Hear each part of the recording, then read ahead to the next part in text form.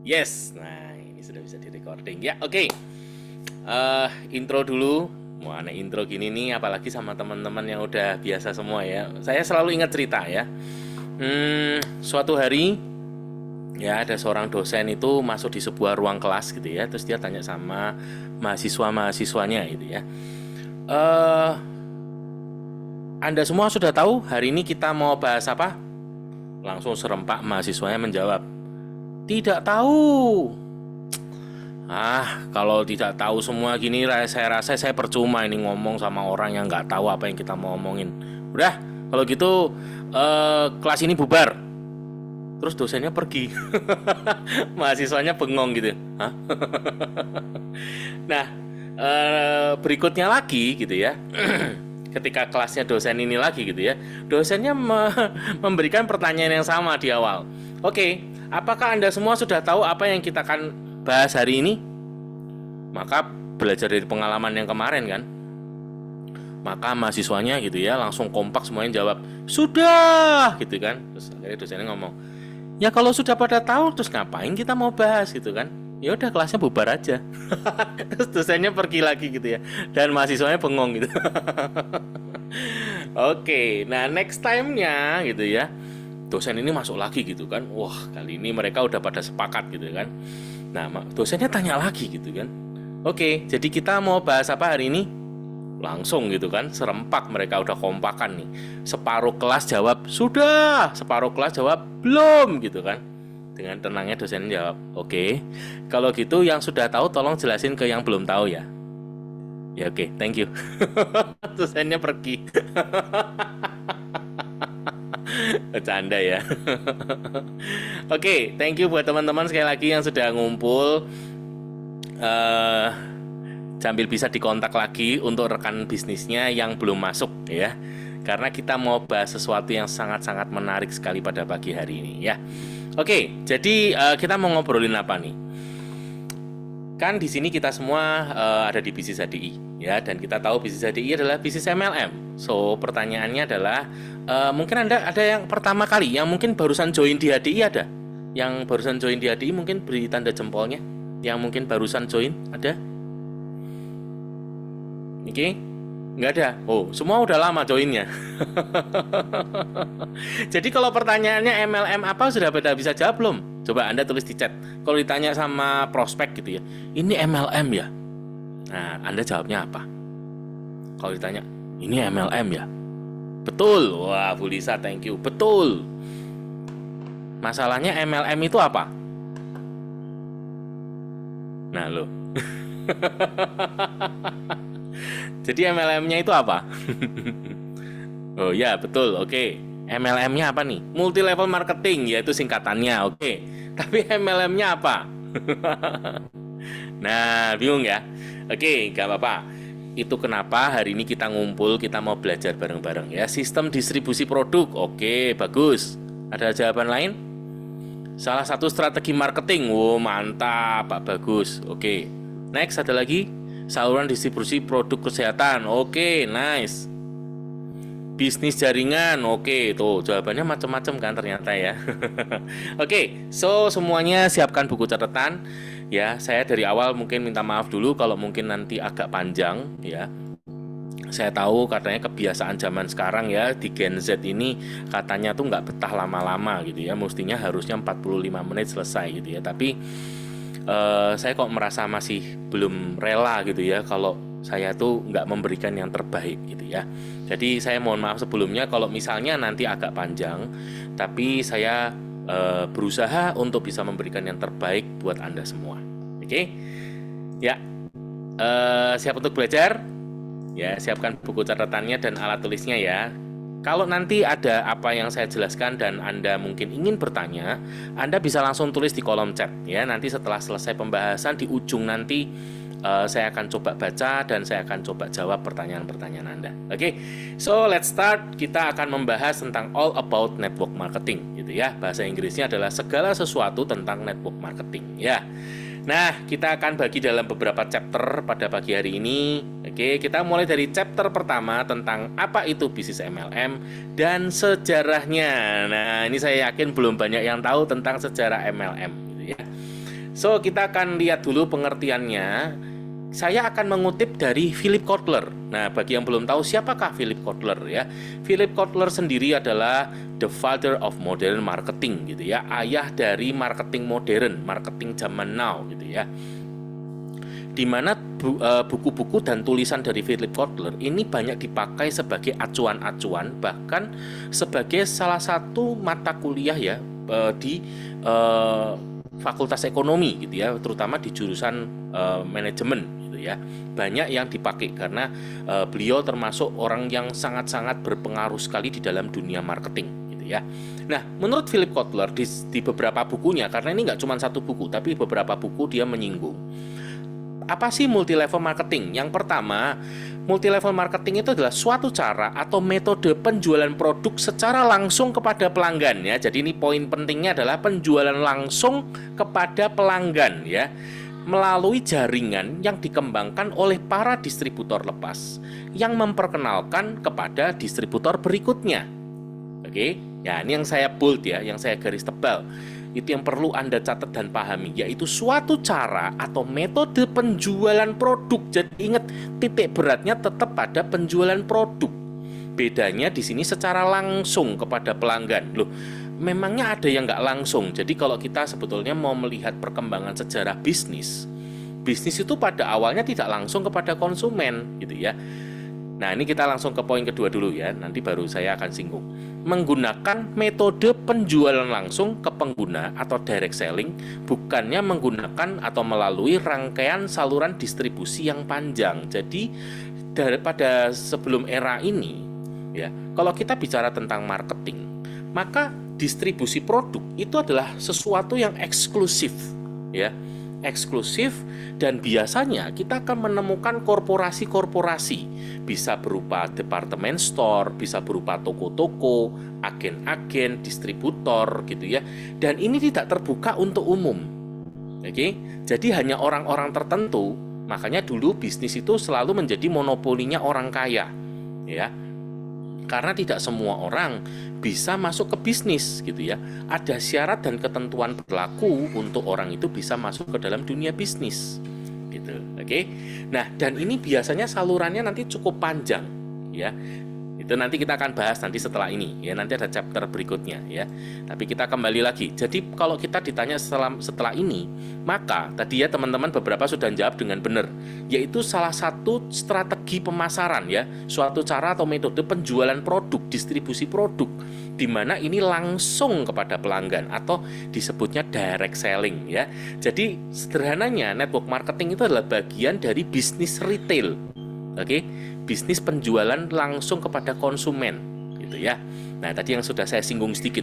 Kalau pada zaman sebelum ini, orang itu kalau untuk retail akan ketemu dengan departemen store, toko-toko besar maupun toko-toko kecil gitu ya. Awalnya semuanya toko-toko besar dulu sejarahnya. Terus baru mulai muncullah toko-toko kecil-kecil gitu ya. Oke. Nah, ini untuk pengertiannya ya. Jadi ingat, kunci di sini adalah tetap pada penjualan produk ya. Karena saya itu banyak sekali menemukan di lapangan kalau di ngomong MLM, yang ada di kepalanya orang itu selalu rekrut orang gitu loh. Sementara untuk pemasaran produknya malah jarang sekali ada yang menyebutkan ya. Jadi kita mulai dari yang benar dulu. Ini adalah metode penjualan ya, pemasaran. Oke. Nah, sejarahnya untuk network marketing, kalau kita mau lihat multi level marketing, kita mesti lihat induknya dulu ya. Induknya network marketing atau multi level marketing itu yang namanya direct selling ya, atau penjualan langsung. Nah, sejarahnya perusahaan yang pertama kali menggunakan metode direct selling itu pada tahun 1886 ya. Pada waktu itu berdiri sebuah perusahaan parfum. Nah, dia ini menggunakan metode direct selling yang pertama di dunia. Dan orang pertama yang menjadi penjualnya, tenaga penjualnya, itu bernama Mrs. Albe ya. Nah, ini orang pertama, sejarahnya gitu. Kemudian di tahun 1934 itu juga berdiri perusahaan yang menggunakan produknya itu multivitamin dengan metode penjualan direct selling. Nah, multi level marketing sendiri itu baru pertama kali ada di dunia. Itu pada tahun 1956 yang kemudian diteruskan pada tahun 1959, di mana perusahaan-perusahaan ini adalah produknya adalah multivitamin dan kebutuhan rumah tangga, gitu ya. Ini merupakan perusahaan yang awal sekali memperkenalkan sistem MLM, ya. Kalau sejarahnya, di mana perusahaan ini pada waktu sedang di Amerika sedang mengalami yang namanya The Great Depression, gitu ya. Jadi sedang terjadi krisis ekonomi yang luar biasa sekali, di mana ada banyak sekali perusahaan-perusahaan besar yang gulung tikar. Termasuk perusahaan tadi ini juga sudah hampir gulung tikar. Nah, kemudian majulah beberapa orang yang menawarkan, gitu ya, boleh nggak kalau kami ikut menjual, memasarkan. Ingat tadi saya cerita, dulu bisnis retail itu adalah monopoli dari orang-orang kaya saja, monopoli dari orang-orang tertentu saja, gitu ya. Maka muncullah konsep multilevel ini yang artinya dibukalah kesempatan kepada semua orang. Nah, itulah konsep dari multilevel, ya. Nah, itu pertama kalinya mulai muncul multilevel marketing, gitu ya. Oke, asik ya. Kita hari ini belajar sejarahnya. Nah, sekarang kita mulai masuk ke chapter kedua. Nah, ini tadi kita mulai membedakan apa beda bisnis MLM dengan bisnis konvensional. Ingat tadi kata kuncinya sudah saya ceritakan, ya. Dulu bisnis itu pasti monopolinya orang kaya, ya. Nah, Anda lihat di sebelah kiri terlebih dahulu. Inilah jalur dari bisnis konvensional, yaitu suatu produk itu diproduksi di pabrik, kemudian itu tidak langsung ke konsumen, tetapi dia akan didistribusikan satu pihak yang namanya distributor. Nah, distributor itu akan melemparkan produknya kepada agen, agen kepada grosir, grosir baru kepada toko-toko retail, barulah toko retail itu kepada konsumen. Nah, di jalur ini itu semuanya pasti semua pihak, ya kan, pasti mengambil keuntungan, gitu kan. Contoh, dari pabrik ke distributor, pabriknya ngambil untung nggak? Ya pasti dong, ya kan. Kalau nggak ngambil untung, bagaimana bisa menutup biaya-biaya operasional, gitu kan. Dari distributor ke agen, ngambil untung nggak? Pasti dong, ya. Dari agen ke grosir, pasti juga, gitu ya. Grosir ke toko retail, pasti ambil juga. Dan dari toko retail ke konsumen, ya pasti ambil keuntungan, gitu ya. Nah, di sini katakan misalnya pabrik itu ngambil keuntungan 35%. Kemudian distributor 10, agen 10, grosir 10, pengecer. Nah, pengecernya ngambil 25%, gitu ya. Nah, jadi yang kita bisa lihat di sini, di bisnis konvensional, sebetulnya ini adalah sebuah skema bisnis yang berbiaya besar. Kita tahu di masing-masing ini itu ada biaya operasionalnya, gitu ya. Pabriknya punya pegawai, kemudian distributornya juga punya pegawai, ada kantor, ya kan, ada biaya office, gitu kan. Kemudian agennya juga punya pegawai, gitu ya, punya office juga. Jadi semuanya punya biaya. Kemudian ada satu lagi di bisnis konvensional, yaitu mereka beriklan, ya. Mereka ada yang namanya biaya promosi, biaya iklan, biaya marketing, gitu. Nah, ini yang seringkali instrumen yang tidak dipahami, gitu ya. Ingat sekali lagi, kenapa tidak banyak orang paham? Karena di bisnis konvensional ini adalah monopoli orang-orang tertentu saja, ya. Tidak semua orang paham ini, jadi bisa sangat dimengerti. Maka hari ini dibuka untuk Anda semua supaya Anda belajar untuk paham. Ini loh yang seperti ini, gitu ya. Nah, kemudian tadi ya seperti sejarahnya tahun 1956-59 ketika Amerika The Great Depression, mulailah muncul network marketing. Apa itu? Idenya adalah yang tadinya jalurnya ini begitu panjang, itu dipotong. Di mana tadi kan sudah saya ceritakan, di masing-masing jalur ini ada biaya yang begitu besar. Nah, ini dipotong, ya, jalurnya menjadi lebih pendek. Itu yang pertama. Yang kedua, konsepnya berpikir adalah dari yang awalnya berbentuk korporasi itu disederhanakan menjadi bentuk personal.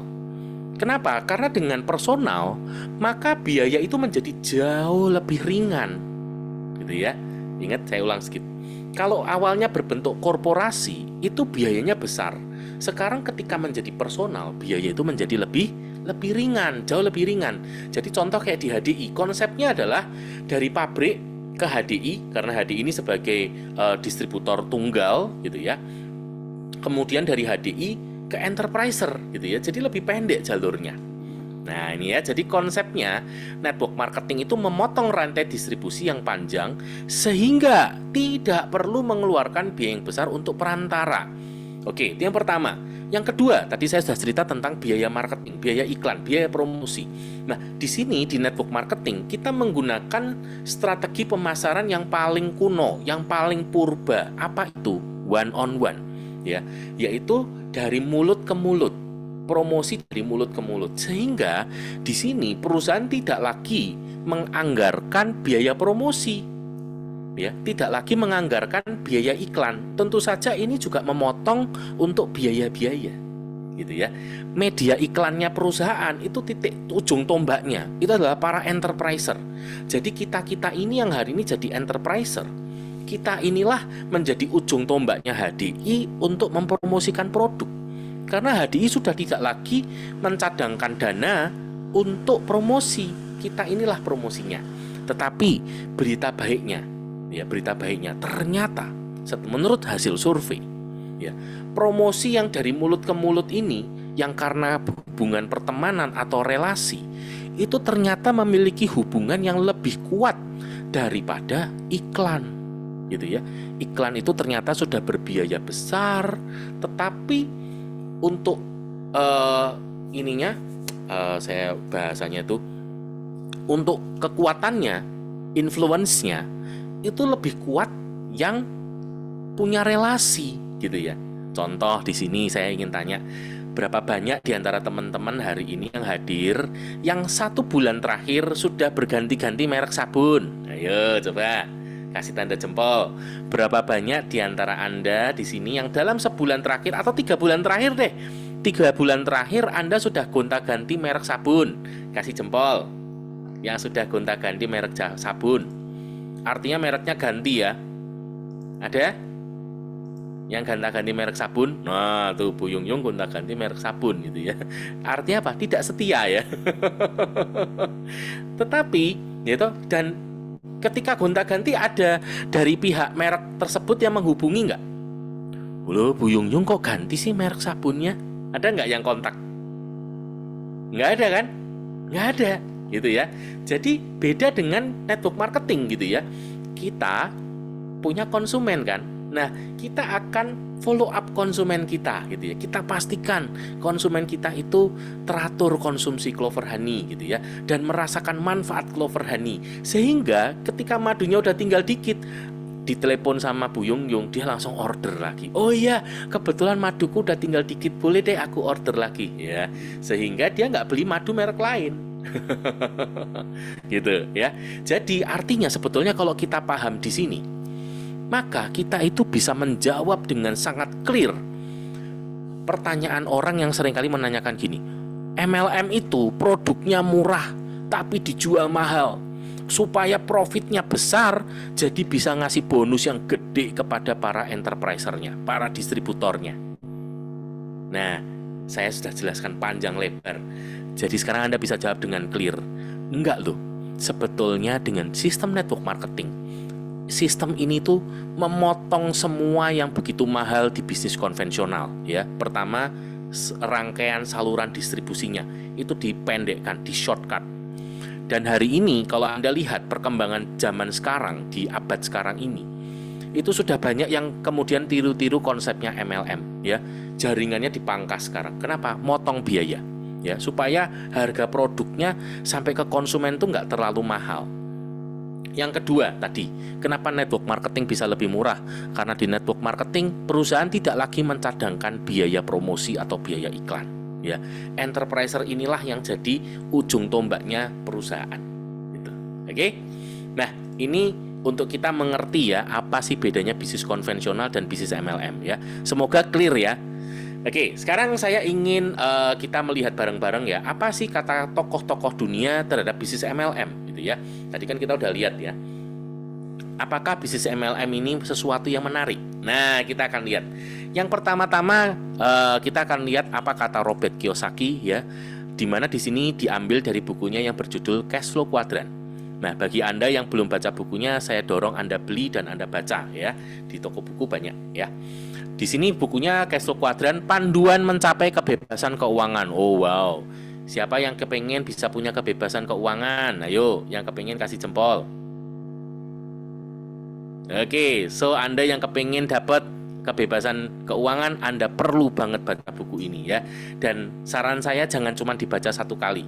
Ya, Anda perlu baca beberapa kali supaya Anda betul-betul paham. Nah, di sini di bukunya, ya saya singkat aja, saya nggak mungkin bisa cerita detail karena nanti terlalu panjang ya. Tapi ada 4 jalan ya, 4 jalan atau 4 cara atau 4 jalur untuk memproduce income atau bisa menghasilkan income ya. Anda lihat di sebelah kiri itu ada employee dan self-employee, yaitu adalah kepanjangan dari E dan S. E-nya adalah employee, di mana employee adalah karyawan, have a job, punya pekerjaan, ya, yaitu orang-orang yang bekerja untuk orang lain, dapat yang namanya gaji, ya, mulai dari level yang terbawah sampai level yang teratas. Berapapun income-nya ya, mungkin dari mulai ratusan ribu sampai ratusan juta gitu ya. Nah, yang kedua ada self-employee atau pekerja mandiri, own a job, punya pekerjaan, ya, kerja sendiri, wira swasta, pekerja mandiri, gitu ya. Dimana di sini dia bekerja sendiri. Nah, di sini kita itu tidak lagi terkotak oleh bidang, ya. Jadi ini bukan tentang jadi dokter, jadi pengacara, jadi arsitek atau apapun itu, tetapi tentang tadi. Nah, contoh kita ngomong dokter. Employee, seperti apa dokter yang jadi employee? Contohnya adalah dokter yang kerja di rumah sakit misalnya, atau bekerja di klinik, di mana itu bukan rumah sakitnya dia, di mana itu bukan kliniknya dia ya, makanya dia dapat yang namanya gaji. Self-employee, nah ini tadi ya, dokternya mungkin sekarang punya klinik, itu kliniknya dia sendiri ya, jadi dia buka sendiri kliniknya, dia sendiri juga yang tangani pasiennya gitu ya. Oke. Contoh lagi gitu ya, ada orang profesinya let's say katakan pengacara gitu ya. Kalau sebagai employee ya dia bekerja di kantor pengacara gitu kan. Kalau self-employee ya berarti dia punya kantor pengacara sendiri, tapi dia sendiri yang menangani konsumen ya atau nasabah gitu ya. Kemudian di sebelah kanan kita lihat B dan I. B itu kepanjangan dari business owner. Kalau I kepanjangan dari investor ya. Business owner adalah own a system ya, memiliki sistem. Oke, sedangkan kalau investor itu own investment, memiliki investasi gitu ya.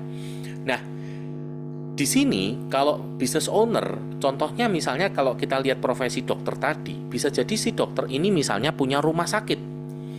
Tapi dia tidak tangani sendiri, dia gaji direktur untuk tangani rumah sakitnya, dia juga gaji dokter-dokter lain untuk menangani pasien. Oke, kalau sebagai investor, mungkin si dokter ini punya deposito, sehingga dia dapat bunga dari uang yang dia depositokan. Atau mungkin dia punya bisnis, ya, dia berinvestasi di bisnis orang lain. Atau mungkin dia punya saham, gitu ya, tadi ya. Saham itu kan artinya kita berinvestasi di bisnisnya orang lain gitu ya. Katakan dia punya sahamnya Bank BCA misalnya. Sehingga ketika Bank BCA RUPS dan bagi dividen, maka sebagai pemegang saham dia dapat dividen gitu ya. Atau mungkin si dokter ini punya let's say punya gudang. Nah, gudang ini disewakan, dia dapat keuntungan dari sewa gudangnya gitu ya. Nah, di sini kalau kita lihat employee dan self-employee ini adalah pekerjaan di kuadran kiri. Di kuadran kiri itu hanya punya active income.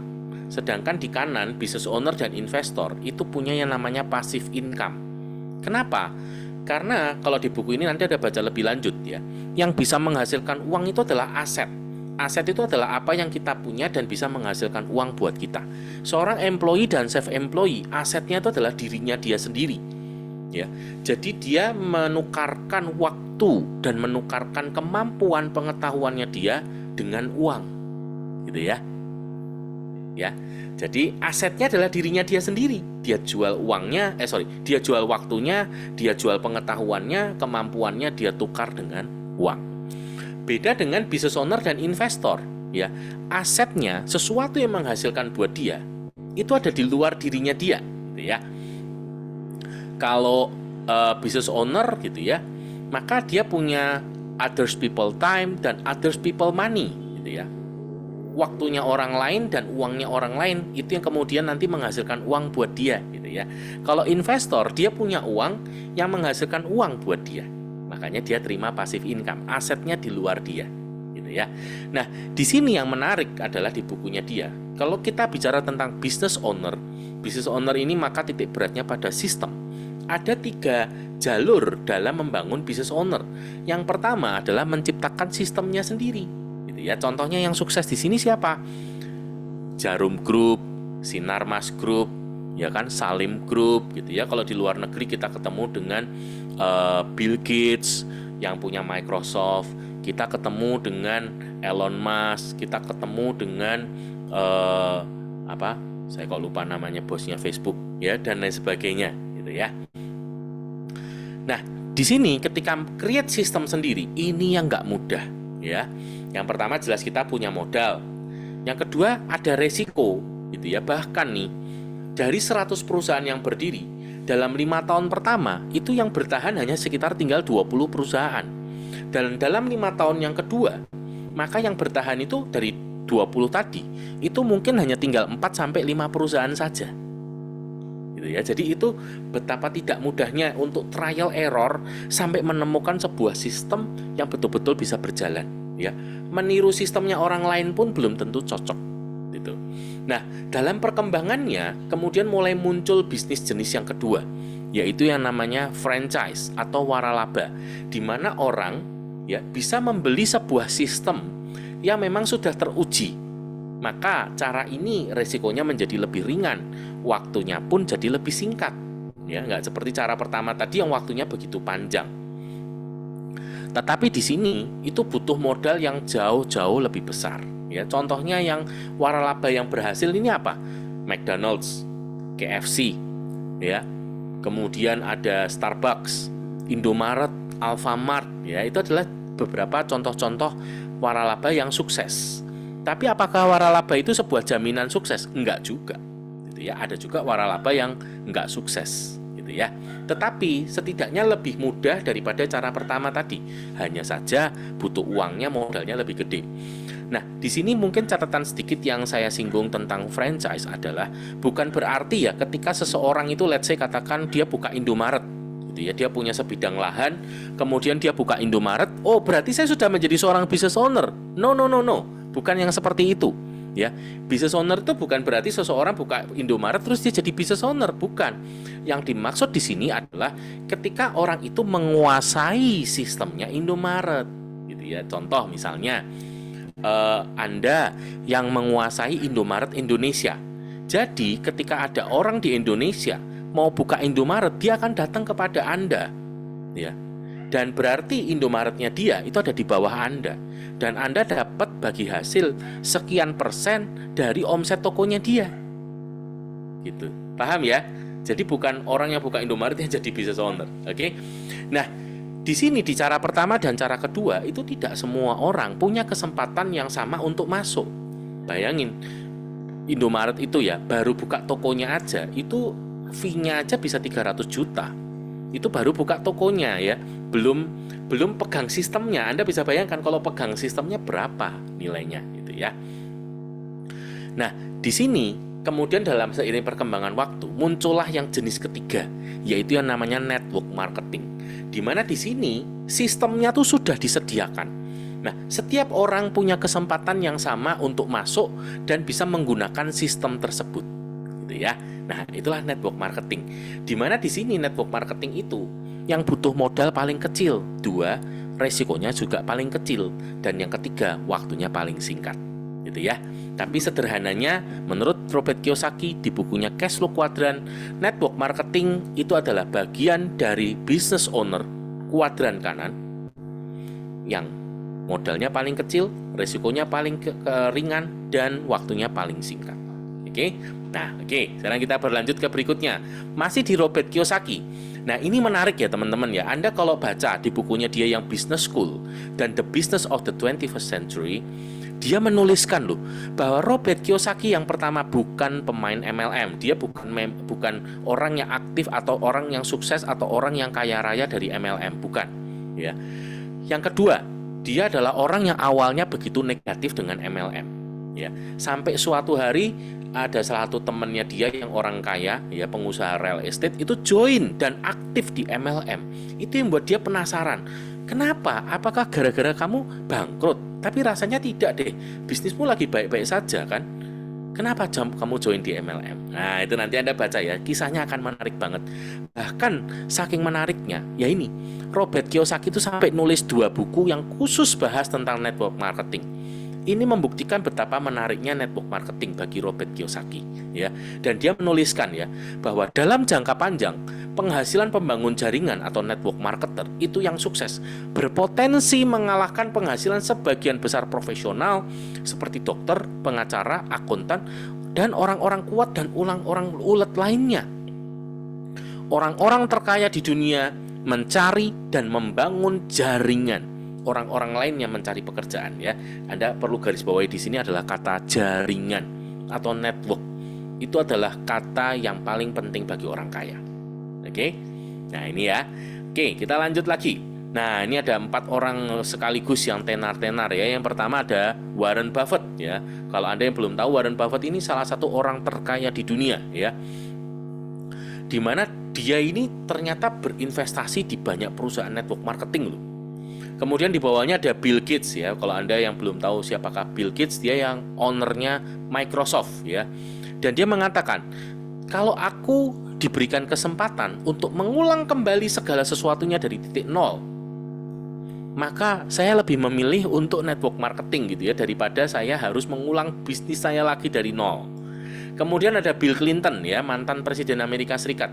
Dia mengatakan bahwa network marketing itu punya peran yang sangat penting dalam pertumbuhan ekonomi Amerika gitu ya. Kemudian ada Donald Trump, ini juga mantan Presiden Amerika Serikat ya, yang sekarang nyalon lagi ya.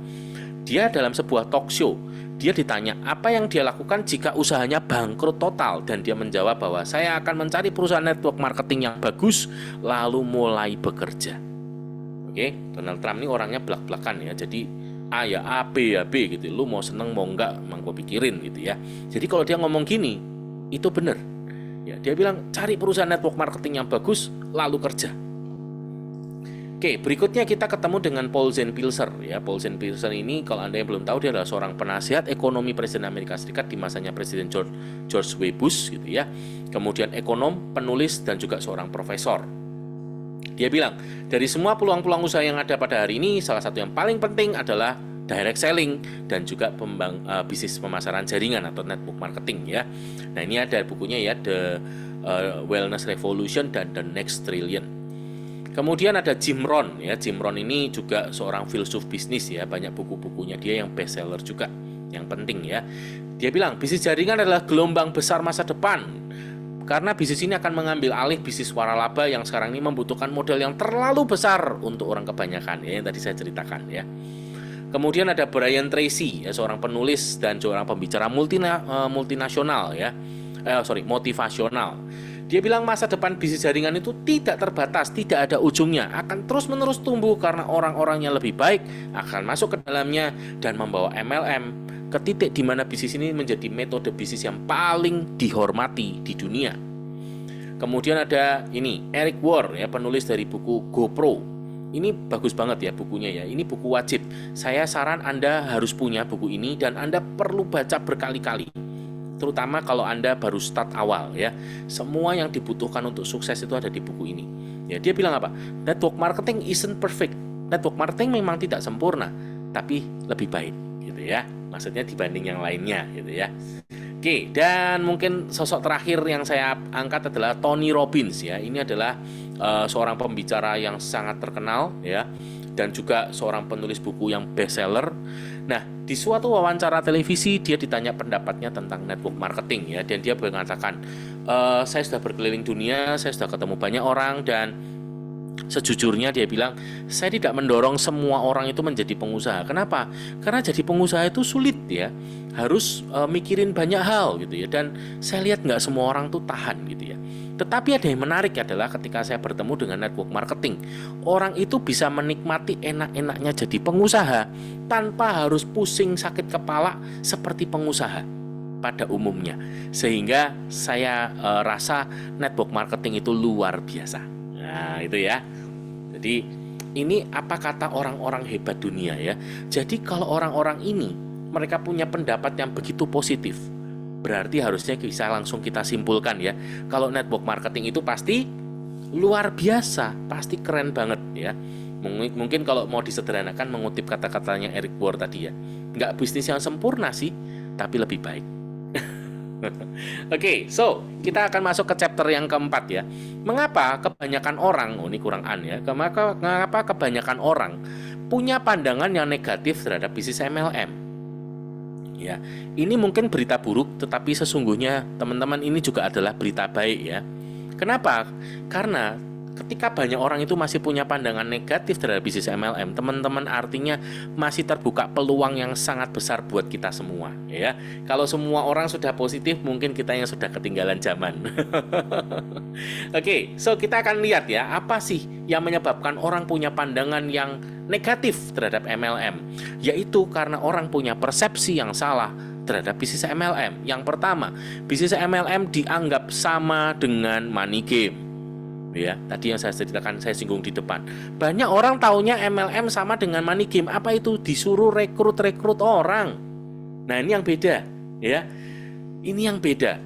Kalau money game, ya, dia memang akan rekrut orang. Kenapa? Karena yang penting orangnya join bawa uang.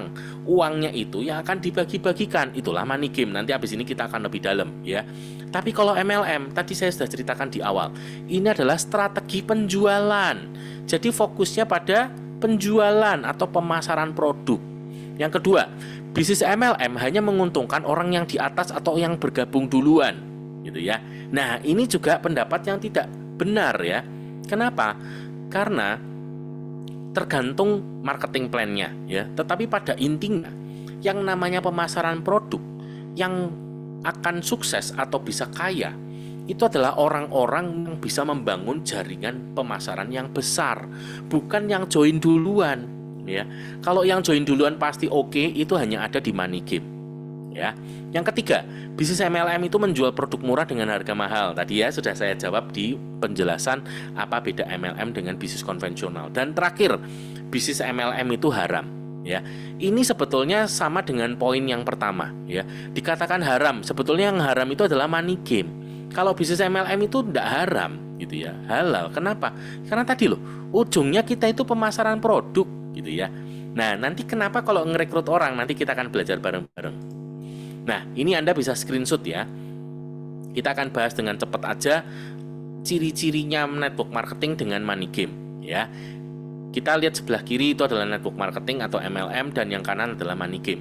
Yang sebelah kiri, kalau yang namanya network marketing itu tergabung di APLI, Asosiasi Penjualan Langsung Indonesia. Nah, ini teman-teman ya, perhatikan ya, APLI. Kenapa saya perlu ulang-ulang? Karena hari ini ada tandingannya yang namanya AP2LI.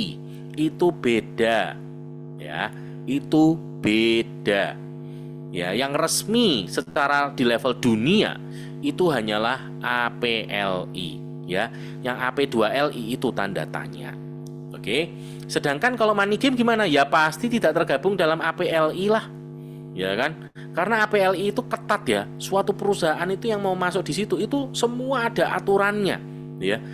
Contoh harga jual, nggak bisa seenaknya nentuin harga jual. Terus pembagian hasilnya itu juga semua ada ketentuannya ya. Makanya mereka-mereka yang menggunakan sistem skema Ponzi itu pasti nggak bisa masuk di APLI ya. Jadi paling gampang kita lihat kalau ini APLI pasti sudah tersaring ya. Yang kedua, kalau kita ngomong dari marketing plan, maka yang namanya network marketing umumnya tidak menggunakan sistem binari. Oke, saya ulang ya. Umumnya tidak menggunakan sistem binari. Binari itu apa sih? Yang Anda cuman boleh cari dua ya. Dua ini nanti jadi dua lagi dan seterusnya. Nanti akan disebut sistem kiri dan kanan ya. Nanti ujung-ujungnya adalah kanan kiri seimbang atau KKS. Nah, itu adalah umumnya network marketing tidak menggunakan itu ya. Setahu saya hari ini APLI yang anggotanya menggunakan sistem binari itu mungkin cuma 1-2 perusahaan. Yang lainnya nggak ada yang pakai binari. Tetapi kebalikan dengan money game. Sepanjang saya ada di bisnis MLM ya, hampir 20 tahun lebih, saya selalu ketemu dengan binari Nah, itu kebalikannya ya. Kalau money game tuh saya belum pernah ketemu yang nggak binari, pasti binari gitu ya. Yang ketiga, network marketing itu punya produk atau jasa yang diperjualbelikan dan memiliki kualitas tinggi. Tentu saja, kenapa? Karena tadi loh, network marketing itu kan strategi marketing lah. Kalau nggak ada produknya gimana dong? Ya, bisa berupa barang, bisa berupa jasa. Tapi kalau money game itu sebetulnya produk atau jasa itu hanya tempelan aja. Ingat, dia itu yang penting orangnya join, bawa duit, gitu kan? Produk itu seringkali hanya formalitas, tempelan aja. Makanya kalau Anda perhatikan ya, money game itu produknya itu nggak bagus. Seringkali produk-produk nggak jelas, tapi harganya dijual mahal gitu ya. Nah, kalau network marketing itu menitik beratkan pada repeat order. Sedangkan money game itu tidak ada repeat order. Terus network marketing, komisi atau bonus itu dibayarkan berdasarkan omset penjualan produk. Ya, ingat ya, bisnis, omset. Sedangkan kalau money game, komisi atau bonus itu dibayarkan berasal dari perekrutan. Itu aja sebetulnya sudah kunci banget, itu sudah spesifik banget gitu loh. Ya, jadi semoga Anda jelas gitu apa bedanya network marketing dengan money game. Ya, contoh di HDI, Anda rekrut orang 1000, tapi omsetnya 0, ya dapatnya 0. Sederhana, ya. Terus, di network marketing hanya bisa mendaftar satu keanggotaan untuk satu nama. Sedangkan di money game itu bisa lebih dari satu keanggotaan dengan satu nama. Nah, ini yang penting. Di network marketing ada sistem pendidikan yang berjenjang dan berkelanjutan untuk mengajarkan Anda menjadi seorang pengusaha, profesional networker. Ya. Sedangkan kalau di money game tidak ada, ya buat apa? Dia memang tidak berorientasi jangka panjang. Gitu kan? Kalau bisnis itu orientasinya jangka panjang. Nah, di network marketing yang aktif mengerjakan bisnisnya akan mendapatkan hasil yang besar. Sedangkan kalau di money game, nah ini ya, yang bergabung duluan yang akan diuntungkan paling besar. Oke, jadi kalau kita tadi yang negatif-negatif tadi sebetulnya sudah langsung terjawab saat ini juga. Yang dikatakan negatif-negatif tadi itu sebetulnya money game, bukan multi level, gitu ya. Oke. Nah, sekarang kita masuk ke chapter berikutnya. Pedoman memilih bisnis MLM yang bagus dan mengapa HDI. Nah, di sini saya akan mengenalkan buat Anda yang baru yang namanya 4P, yaitu pendidikan, perusahaan, produk, dan marketing plan. Ya. Nah, ini perlu kita kupas dalam. Pertama, pendidikan. Kenapa? Karena di sini titik beratnya adalah pada bisnis jangka panjang. Nah, untuk kita bisa mengerjakan jangka panjang, kita butuh pendidikan yang bagus, ya. Perusahaan, kita karena jangka panjang, kita butuh perusahaan sebagai partner kita yang betul-betul terpercaya, ya. Produk tentu saja karena kita memasarkan produk, kita butuh produk yang jelas, gitu ya. Penelitiannya ada, kualitasnya bagus, harganya juga oke, gitu ya. Repeat order juga bagus. Dan terakhir marketing plan. Marketing plan ini sesuatu yang sangat penting ya. Jangan sampai kita nggak mau males belajar hitung-hitungan pusing. Loh, salah. Marketing plan ini akan menentukan masa depan. Sampai seberapa besar bisnis ini bisa berkembang. Ya. Dan itu akan menentukan sampai seberapa jauh impian yang bisa Anda wujudkan. Oke. Nah, sekarang kita akan lihat satu persatu di HDI. Bagaimana dengan rangkaian pendidikan di HDI? Di HDI hari ini kita sudah disiapkan banyak hal. Yang pertama kita punya HDI Learn, ya. Anda tinggal masuk ke platform HDI One Anda, jangan lupa untuk dirubah ke versi full site. Kemudian Anda masuk ke HDI Learn. Di situ sudah banyak sekali. Ya, Anda tinggal lihat di pustaka digitalnya, Anda lihat di ABB trainingnya gitu ya. Kemudian kita punya basic training ya. Salah satunya yang hari ini kita sama-sama ikuti ya, kita belajar bareng-bareng. Ini adalah bagian dari basic training ya, ada 5 basic training. Kemudian ada pendampingan. Tujuannya apa pendampingan? Supaya cepat belajarnya gitu ya. Langsung ngerti prakteknya di lapangan. Oh, kayak gitu ya. Makanya teman-teman ketika Anda didampingi oleh upline leader Anda, satu hal poin penting yang harus Anda ingat. Jangan fokus cuman kepada closing. Ya, bukan tentang masalah closing nggak closing, tapi yang paling penting adalah belajar cara melakukannya. Ya, belajar untuk cara melakukannya. Anda belajar bagaimana caranya membuat daftar nama, Anda belajar bagaimana caranya membuat janji, Anda belajar bagaimana caranya presentasi, Anda belajar bagaimana caranya melakukan closing, Anda belajar bagaimana melakukan follow up, gitu gitu ya. Anda belajar bagaimana melakukan handling objection. Oke, itu besok ya di basic training yang berikutnya ya.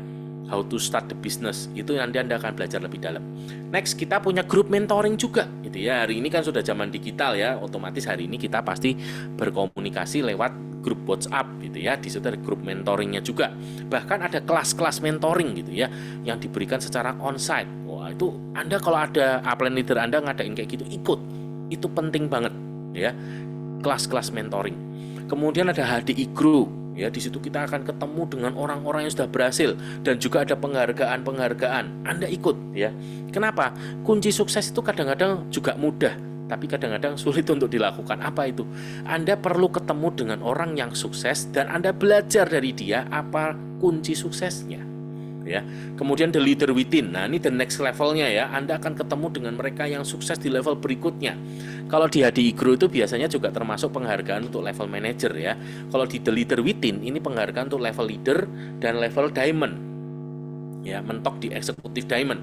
Untuk evolve, nah evolve ini skalanya udah nasional. Wah, ini kalau ada evolve karena biasanya setahun sekali Anda mesti ikut. Ya, begitu juga HDI Lounge ya. Kenapa? Karena di sini Anda ketemu dengan mereka yang sukses di HDI secara nasional, ya. Anda akan lihat bahwa ternyata, bisnis HDI itu gede ya, gitu ya. Dan di sini juga ada recognize untuk level eksekutif diamond ke atas, gitu ya. Nah, itu untuk pendidikannya berjenjang, ya. Nah, bagaimana dengan perusahaan? Nah, nih Anda bisa lihat ya. Nama resminya adalah PT Harmoni Dinamik Indonesia. Sejarahnya berdiri tahun 1986 di Singapura. Perusahaan multinasional yang kemudian berkembang di Malaysia, Filipina, Hong Kong, dan di Indonesia. Di Indonesia sendiri HDI masuk tahun 1993, yang artinya hari ini HDI sudah lebih dari 30 tahun di Indonesia. Merupakan perusahaan social network marketing yang memiliki kantor center yang terbanyak ya, yaitu lebih dari 130 center di seluruh Indonesia. Terus mengikuti pertumbuhan dan perkembangan zaman, ya, terpercaya dan terbukti tahan krisis. Loh, Anda kalau ingat ya, kita tuh sudah melewati tahun 98, sudah melewati 2008 ya. Kalau Anda masih ingat pada waktu itu ada peristiwa subprime mortgage yang kemudian juga meremen sampai ke Indonesia pada waktu itu ya. Terus kemudian kita juga melewati pandemi 2020-2021 ya. Anda tahu begitu banyak perusahaan yang bertumbangan, termasuk perusahaan network marketing ya, banyak yang tutup di tahun-tahun tersebut. Tapi hari ini HDI bukan tutup, HDI itu terbang ketika pandemi ya. Nah, ini adalah kantor pusatnya di gedung HDI Have Menteng. Anda lihat gedungnya aja Anda harusnya langsung tahu itu pakai ornamen sarang lebah. Nah, sekarang itu gedung di kawasan Menteng. Anda tahu Menteng kan ya, daerah elit di Jakarta, pusat kota. Yang pasti harga tanahnya di situ mahal banget gitu ya. Ini berdiri gedung 9 lantai, ornamen lebah. Jelas pasti bukan sewa gitu ya. Pasti gedung milik sendiri. Artinya apa? HDI itu perusahaan yang kuat gitu ya, terpercaya. Oke. Bagaimana dengan produk? Nah, produk kita itu produk alami dengan dasar hasil lebah ya, dengan dasarnya hasil lebah, yaitu madu, bee pollen, bee propolis, dan royal jelly, atau lebih sering disebut apiterapi ya. Apa sih yang menarik dari sini? Loh, Bapak Ibu teman-teman, satu, madu itu sudah dikenal orang sejak 8.000 tahun yang lalu. Dua, kalau Anda lihat madu, hari ini semua kitab suci agama itu mencatat ya. Ada di Alkitab, ada di Al-Quran, ada di kitab Weda, di kitab Tripitaka, di Ayurveda, dan lain sebagainya ya. Nah, kalau spesifikasi untuk produk HDI sendiri sudah tersertifikasi dari BPOM halal gitu ya. Bahkan hari ini produk HDI atau HDI ini merupakan MLM dengan produk yang terbanyak masuk di buku MIMS ya. Saat ini sudah 21 produk dan akan terus bertambah. Buku MIMS sendiri adalah buku pegangannya dokter ya, berisi tentang referensi untuk obat dan suplemen, yang artinya sudah sangat terpercaya karena hanya produk-produk yang punya dasar penelitian lah yang bisa masuk ke buku MIMS ya. Dan HDI sendiri secara mandiri itu sudah melakukan puluhan penelitian, salah satunya terhadap produk Propoelix dan Clover Honey ya. Yang terakhir kita melakukan penelitian Propoelix bagi tenaga medis di Rumah Sakit Malang ya. Oke. Nah, bagaimana dengan marketing plan-nya? Ya, ini masih di 4P tadi ya. kita punya yang namanya Easy One Plan ya. Saya nggak bisa jelaskan semuanya di sini karena nanti terlalu panjang. Anda mesti ikut di basic training yang judulnya Commission One Plan ya.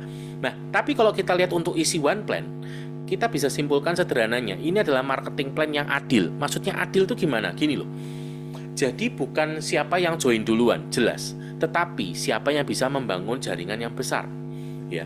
Dan yang menarik di sini, kita itu bisa punya peringkat yang lebih tinggi dari upline kita, dari orang yang di atas kita. Dan kita bisa punya penghasilan yang lebih besar daripada upline kita. Artinya adil kan? Bukan siapa yang join duluan yang pasti peringkatnya lebih tinggi dan income-nya lebih besar. Oke. Yang kedua besar, karena apa? Nggak dibatesin. Ya, seberapa besar itu tergantung seberapa banyak atau seberapa besar jaringan yang bisa Anda bangun. Kelebaran Anda berapa? Kemudian transparan ya, sudah jelas nih dari awal sampai akhir semuanya sudah dibuka ya, bukan dibuka dikit-dikit supaya Anda nggak tahu, enggak, ini sudah dibuka semuanya. Anda tahu persis kalau saya mau jadi Royal Crown syaratnya apa, Anda sudah tahu persis ya, dan berorientasi jangka panjang. Oke ya, jadi sebetulnya ya bisnis ini itu betul-betul enak ya marketing plan-nya ya. Itu Anda kalau sampai nanti membangun jaringannya besar, benar-benar Anda bisa menikmati passive income ya. Kemudian ada penghargaan pencapaian peringkat ya. Kemudian ada cash award, ada royalty, ada crown council, ada explore trips ya. Saya nggak ambil gambarnya ya. Nanti di presentasi biasanya sudah disebutkan ya. Cash award kita tuh mulai dari manajer 1 juta sampai yang terbesar Royal Crown itu 1 miliar ya. Apa menarik dari royalty dan crown council? Yang menarik adalah ini income tambahan yang dihitungnya dari omset Indonesia ya. Dan terakhir explore trips ya, jalan-jalan. Wis, kita setiap tahun tuh ada 3 explore trips loh. Ya, dan tahun depan yang menarik ya, yang pertama explore fun-nya ke Bali, yang kedua explore summit-nya ke Perth Australia, dan yang ketiga explore world-nya ke Swiss ya. Dan ini Anda masih punya kesempatan untuk ngejar ya. Untuk explore fun-nya ke Bali bagi Anda yang baru, pastikan di bulan September ini ya, September, Oktober, November, Desember, 4 bulan ini Anda masuk ke peringkat Diamond Leader, maka Anda akan dapat 1 tiket ke Bali ya. Tapi kalau Anda yang mengincar Australia, pastikan di bulan September, Oktober, November, dan Desember ini Anda 4 kali masuk eksekutif Diamond, maka Anda dapat 1 tiket Australia ya. Oke, menarik ya. Oke, ini kita selesai dengan 4P yang ternyata selain 4P ini juga ada faktor-faktor lain yang sebetulnya mendukung bahwa bisnis HDI ini keren banget tuh. Yaitu kita lihat dalam wellness industry trend ya. Kan kita akan tahu ya, bisnis itu juga ada trennya. Bagaimana nih kita memprediksi tren ke depannya? Nah, kalau kita lihat tren dari bisnis itu yang pertama adalah tentang kesehatan. Ya, orang itu semakin ke sini semakin membutuhkan kesehatan. 2, kecantikan. Ya, 3, kebugaran. 4, smart produk. Ini adalah 4 poin yang di bisnis industri kesehatan itu punya masa depan yang sangat cerah gitu ya. Kenapa? Anda bisa lihat di gambar sebelah kiri, itu penyebabnya tuh. Ya kan, semakin sibuknya orang ya di kota-kota besar terutama, itu dari pagi sampai pagi kadang-kadang kerjanya gitu ya. Belum lagi pencemaran, terus belum lagi perubahan gaya hidup ya. Nah, ini semua yang menyebabkan hari ini tuh orang punya resiko terhadap kesehatan ya. Kita bisa lihat ya berita-berita hari ini, anak-anak usia belasan tahun aja udah hipertensi, diabetes, gagal ginjal gitu kan. Ngeri ya. Belum lagi berita-berita tentang kesehatan ya. Contoh sekarang ini di Indonesia ya, beberapa pemerintah daerah sudah mengeluarkan surat ya, warning, peringatan untuk apa? Berjaga-jaga untuk resiko cacar monyet ya. Nah, kita tahu bahwa kita tidak bisa mengandalkan obat-obatan ya kan. Nggak ada loh obatnya untuk virus, nggak ada. Sampai hari ini nggak ada. Satu-satunya jalan yang terbaik adalah bagaimana kita bisa menjaga kesehatan, menjaga imunitas tubuh. Karena kalau imunitas tubuh kita bagus, kita bisa menghalau virus yang akan masuk gitu ya. Nah ini ya, jadi makanya hari ini kalau Anda perhatikan ya, contoh kebugaran, lihat deh di sekitar Anda, berapa banyak fitness center baru yang buka dan ramai, ya kan? Berapa banyak klinik-klinik kecantikan baru yang buka dan ramai, banyak kan? Nah itu berarti kesempatan. Dan kita produknya kan di sana, kesehatan dan kecantikan, ya. Dan kita larinya ke smart produk juga, ya. Selainnya praktis, kita juga arahnya ke ramah lingkungan, gitu ya. Makanya nih hari ini ya HDI lagi menggenjot untuk sustainability, yaitu kemasan plastiknya Anda bisa tukar ya, nanti akan didaur ulang gitu ya. Lumayan ya, kalau tukar 10 botol Anda bisa dapat Polenergy gratis ya. Segera dimanfaatkan. Oke, bagaimana dengan pangsa pasarnya ya? Untuk produknya, produk kita itu loh dapat dikonsumsi orang sehat, orang sakit, pria, wanita, ya kan? Segala usia ya, mulai dari bayi ya. Sekarang kita sudah ada produk yang untuk bayi, dari bayi sampai orang tua, ya. Semuanya bisa pakai. Jadi artinya pangsa pasar kita tuh luas banget, ya, tidak spesifik, enak banget. Kemudian untuk bisnisnya, bisnis ini terbuka untuk semua orang. Yang penting usianya minimal 18 tahun dan bukan member HDI. Nah itu aja, semua orang bisa dijoinkan gitu ya. Terbuka untuk semua latar belakang pendidikan, itu betul ya. Kalau Anda tanya, Pak, saya cuma lulusan SMA apa bisa sukses? Loh, jangankan Anda, saya di HDI itu loh hari ini ada seorang leader dari Kediri, SD aja nggak lulus, ya kan? Berbagai macam profesi, Anda mau cari profesi apa sih di sini yang sukses? Banyak, ya. Dokter yang sukses di HDI banyak, pengusaha, ibu rumah tangga, ya kan? Profesional, karyawan, lo bahkan mahasiswa yang sukses saja banyak, gitu ya. Jadi siapapun Anda, apapun latar belakangnya, Anda semua punya kesempatan untuk sukses di bisnis HDI. Oke? Nah, bagaimana dengan area pemasarannya? Loh, kita itu hari ini dengan 130 center, kita itu langsung sudah bisa melayani di seluruh Indonesia.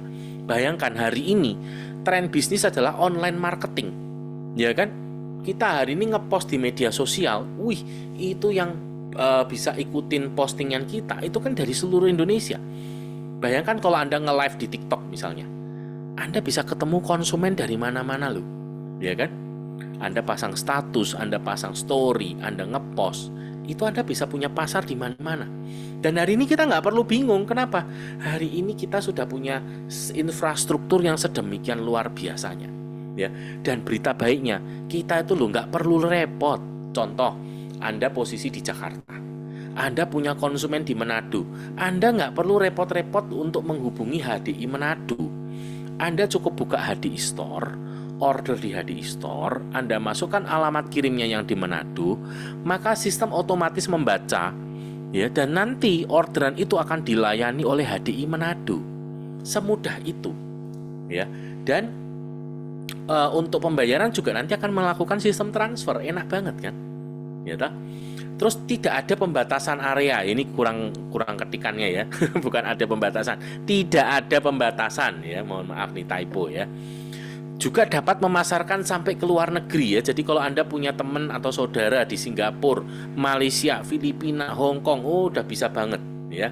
Udah bisa banget. Hari ini pun saya dapat bonus dari Singapura, dari Malaysia, bahkan dari Hong Kong ya. Kemurahan Tuhan ya, jaringannya udah sampai sana soalnya. Oke, menarik ya. Jadi dimanapun kita berada, kita bisa punya bisnis untuk di seluruh Indonesia minimal. Oke. Nah, dan juga untuk tren globalisasi ya, karena hari ini mungkin ya, beberapa kali hari terakhir ya teman-teman saya ada yang cerita, Ron, sekarang tenaga kerja dari Cina masuk, Ron. Di dekat rumahku sudah banyak loh orang Cina, dari Cina yang datang untuk kerja di sini. Waduh, bagaimana nih ancaman nih gitu ya. Nah, di sini di HDI kita itu loh sudah globalisasi duluan. Kenapa? Loh, hari ini Anda di Indonesia, Anda bisa mensponsori internasional kok. Anda boleh punya downline di Malaysia, Anda boleh punya downline di Filipina kan? Ya toh? Dan kita sudah pakai sistem digital ya, HDI Store, HDI One, HDI Learn. Produk kita itu sudah berstandar internasional ya, jadi tidak usah khawatir. Sekalipun hari ini ya beberapa produk kita ya, dan kita bangga loh ya, produk kita hari ini tuh beberapa sudah made in Indonesia. Dan berarti produk kita tuh diekspor ya, karena produk yang sama itu dipasarkan di Malaysia, dipasarkan di Filipina, dipasarkan di Hong Kong, dipasarkan di Singapura. Yang kita tahu standar mereka itu juga ketat ya. Hari ini bahkan kalau Anda lihat berita di Singapura tuh hari ini semua produk, terutama makanan minuman, itu harus ada tempelannya standar gula ya. Kalau mereka yang standar gulanya tinggi itu dapat warning keras Ya, jadi beda banget dengan di Indonesia ya. Hari ini produk makanan minuman kemasan yang gulanya tinggi itu masih melenggang dengan bebas. Di Singapura nggak bisa, ya. Kemudian fleksibilitas tempat dan waktu. Wah, luar biasa ya. Jadi bisnis kita tuh sudah global. Jadi kita sudah sesuai banget untuk di era sekarang ini. Ya, di era informasi. Oke.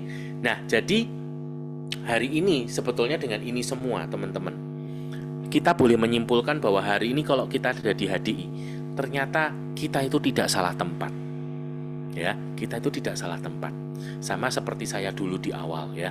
Saya pun awalnya juga tidak menyangka kalau saya hari ini memutuskan untuk full time dan serius di bisnis HDI. Ya, tapi semakin saya dalam belajar, saya semakin bersyukur karena saya ternyata tidak salah tempat ya. Dan saya meyakinkan Anda semua teman-teman, Anda di HDI, Anda tidak salah tempat. Oke, nah sekarang kita mulai belajar untuk memahami lebih lanjut ya di chapter 6 ini, yaitu tentang the power of duplication ya. Nah di sini kita akan menjawab dulu tentang dua pertanyaan. Nah ini ya, pertanyaan pertama, mengapa saya merekrut orang di bisnis HDI? Dan yang kedua nanti, apa yang harus saya lakukan setelah saya merekrut orang di bisnis HDI? Ya ini penting, kenapa? Satu tadi ya, banyak orang taunya pokoknya kalau di bisnis MLM, di bisnis HDI itu tugasnya ngerekrut orang gitu ya. Padahal setelah direkrut juga nggak tahu mesti diapain orangnya. Oke. Nah, gini loh. Jadi ya, kenapa sih kita kok harus merekrut orang di HDI? Sebetulnya, apakah sebuah kewajiban untuk merekrut orang? Ternyata tuh sebetulnya tidak. Tetapi kalau kita tuh merekrut orang, karena kita tahu kalau kita itu mengerjakannya sendirian, kita tidak akan pernah besar. Ya, kita tidak akan pernah bisa besar kalau kita tuh sendirian. Kalau kita mau besar, kita harus mulai membangun tim. Saya berikan ilustrasi. Misalnya ya, katakan di depan rumah Anda itu ada mobil yang mogok. Ya, dan bannya terkunci. Oke, remnya macet, nggak bisa didorong. Satu-satunya jalan mobilnya harus diangkat.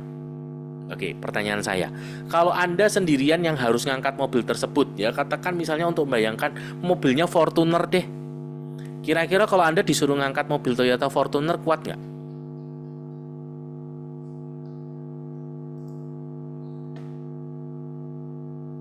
Nggak kuat ya, nggak ada yang kuat ya. Tapi kalau misalnya ya, Anda panggil teman-teman, mungkin dari sekitar rumah gitu ya, teman-teman tetangga gitu ya, katakan semuanya kumpul bantuin. Katakan ada 100 orang kumpul bantuin ngangkat mobil Fortunernya bersama dengan Anda. Pertanyaan saya, keangkat nggak mobil Fortunernya? Keangkat. Nah, seperti itu. Ya, ilustrasinya seperti itu. Begitu juga dengan omset. Ya, katakan kalau kita tuh mau mencapai omset yang sangat besar, katakan misalnya kita targetnya omset 1 miliar. Ya, katakan produknya harganya 500.000. Tahu nggak? Kalau Anda bagi, maka Anda harus menjual 2.000 produk dalam 1 bulan untuk Anda bisa mencapai omset 1 miliar. Ya. Berita baiknya sih kalau kita dapat 5%, berarti income-nya 50 juta. Masalahnya Anda jual 2.000 produk Clover Honey 500.000 itu sebulan sanggup nggak? Ayo, 2.000 botol 1 bulan targetnya. Sanggup nggak? Nggak sanggup ya, ampun ya. Sekarang kalau misalnya Anda punya 1.000 orang yang bersama-sama dengan Anda mau jalan di bisnis ini. Sekarang 2.000 dibagi 1.000. Satu orang targetnya cuma 2 botol sebulan. Ayo, kalau cuma 2 botol sebulan, sanggup nggak? Sanggup? Nah, kira-kira seperti itu ya ilustrasinya ya.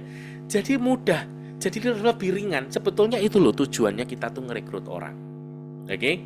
Paham ya? Sampai sini paham ya?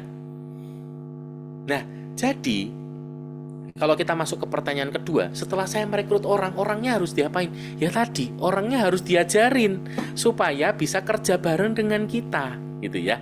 Nah, di sini kalau kita bisa paham itu, maka itulah yang namanya kekuatan dari duplikasi. Oke, nah sekarang kita mau lihat ya, kekuatan duplikasi itu kekuatannya sampai seberapa besar. Misalnya nih, kita membuat sebuah skenario. Katakan 1 bulan itu saya komitmen mendapatkan 1 rekan kerja yang aktif, ya, 1 bulan 1 aja. Dan nanti rekan kerja tersebut juga mau melakukan hal yang sama. Itulah duplikasi, ya. Maka kita akan lihat di bulan pertama saya sesuai komitmen saya mendapatkan 1 rekan kerja aktif. Berarti dalam tim saya ada berapa orang di bulan pertama? Ada 2 kan? Saya sama 1 orang teman saya, betul ya? Nah, di bulan kedua saya mendapatkan 1 orang teman baru sesuai komitmen saya. Dan teman saya juga mendapatkan 1 karena dia mencontoh saya, menduplikasi saya. Maka saat ini jumlah total anggota timnya menjadi berapa? 4 orang, ya kan? Nah, di bulan ketiga saya mendapatkan 1 yang baru nih, yang warnanya merah. Dan masing-masing teman saya itu juga mendapatkan 1 yang baru lagi. Nah, Anda bisa lihat pergerakan gambarnya ya. Maka sekarang total orangnya jadi berapa? Jadi 8. Nah, di sini teman-teman kita lihat ya. Dari bulan pertama 2 ke 4 orang di bulan kedua, itu kan berarti dikali 2 kan? Dari 4 orang di bulan kedua menjadi 8 orang di bulan ketiga, itu kan berarti juga dikali 2 ya. Jadi sekarang di sini metodenya tahu ya, paham ya. Kali 2 kali 2 kali 2.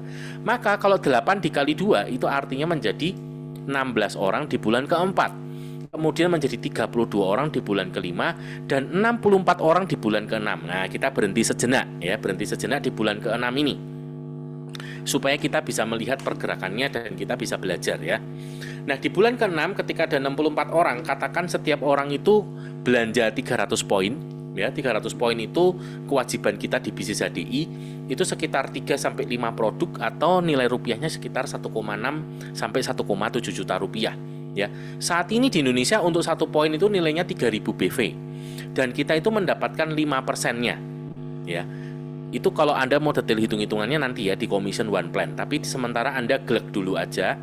Berarti kalau Anda hitung pakai kalkulator 64 kali 300 kali 3.000 kali 5%, angkanya adalah Rp2.880.000. Oke. Kenapa saya perlu berhenti sejenak di sini? Teman-teman, ini adalah jebakan yang pertama ya, dan ini fatal sekali ketika seseorang itu tidak memahami sebuah bisnis. Kenapa? Terutama gini, saya sendiri mengalami ya. Ketika saya dulu, karena saya ini latar belakangnya seorang karyawan, yang saya tahu dulu adalah dunia karyawan, dimana kalau saya sudah bekerja, ya kan, karyawan itu kan gajinya tetap fix kan. Ketika awal, saya negosiasi gajinya sekian, maka saya kerja 1 bulan langsung dapat gaji gitu kan, dan gajinya kan sesuai angka yang sudah dinegosiasikan di awal. Sedangkan di bisnis itu ternyata nggak gitu ya.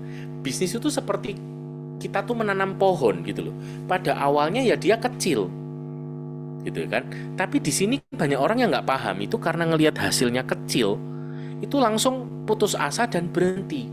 Aduh, angka kok cuma 2,8, apalagi buat teman-teman yang di Jakarta ya kan. Ya kalau gini sama tukang parkir aja banyakan tukang parkir kali hasilnya, ya kan. Sama buruh pabrik juga banyakan buruh pabrik kali kalau cuma 2,8. Akhirnya apa yang terjadi? Ditinggal bisnisnya karena dirasa hasilnya kok nggak oke gitu loh. Padahal kalau kita terus, apa yang terjadi? Bulan ke-7 menjadi 128 orang, kemudian 256, 512, 1024, 2048, dan 4096 di bulan ke-12. Kalau kita hitung dengan cara yang sama, 4096 orang dikali 300 poin, dikali 3000 BV, dan dikali 5%, maka angka yang keluar adalah Rp184.320.000. Siapa yang setuju kalau ini adalah angka penghasilan yang cukup oke, yang cukup besar? Siapa yang mau? Kira-kira orang yang tadi berhenti di bulan ke-6 nyesel gak sih? Ya kan? Itu banyak terjadi teman-teman, serius ya. Banyak mereka yang berhenti gitu ya. Padahal ternyata ketika tidak berhenti, angkanya begitu besar ya. Salah satunya yang orang yang menyesal itu adalah saya. Ya, saya itu sempat berhenti. Ya, saya terakhir aktif di tahun 2007. Dan ketika saya menyaksikan teman-teman saya yang terus aktif, hari ini mereka sudah punya income yang jauh lebih besar daripada saya. Oke, jadi jangan tiru saya ya, jangan ikuti saya, jangan kayak saya ya. Pak, itu semua kan kalau semuanya 100% berhasil, Pak. Padahal kenyataannya kan belum tentu sempurna seperti teorinya. Oke, nah sekarang kita buat skenario ya teman-teman ya. Bagaimana kalau kita misalnya ikuti skenario ini dan ternyata setelah 1 tahun kita mengalami kegagalan 90%. Nah, kira-kira kok gagal 90% parah nggak sih? Parah ya. Kita ambil keberhasilan 10% aja. Maka kalau kita hitung, bukankah kita masih bisa punya income 18.432.000? Masih lumayan? Ya kan? Nah, dari mana angka ini semua? Sebetulnya sekali lagi ya, inilah yang namanya kekuatan duplikasi. Ya, sama seperti yang tadi saya ceritakan. Itulah kenapa kita merekrut orang. Tapi ingat, setelah direkrut harus diajari, di follow up, ya, dibimbing. Barulah angka ini semua akan terjadi, ya. Karena kalau yang bisa kerja cuman hanya diri kita sendiri, maka ini tidak akan terjadi, ya. Semua perhitungan ini akan terjadi ketika semua orang di dalam tim itu bisa bekerja. Oke? Itulah namanya kekuatan duplikasi. Dan itu yang ada di bisnis HDI hari ini, di mana bisnis ini bisa bergerak secara eksponensial. Dan ingat ya teman-teman, cerita ini semua itu hanya pakai cuman 1 orang. Bisakah Anda membayangkan kalau Anda 2 orang atau 3 orang, bahkan 5 orang, bahkan mungkin 10 orang atau bahkan lebih? Bukankah angkanya menjadi jauh lebih besar lagi? Setuju ya? Oke. Nah, ini adalah chapter bonus buat Anda semua karena ini belum pernah ya saya ungkap sebelumnya ya. Rahasia sukses di bisnis HDI. Wah, yang orang gagal tidak sadari dan lakukan. Wah, ini luar biasa ya.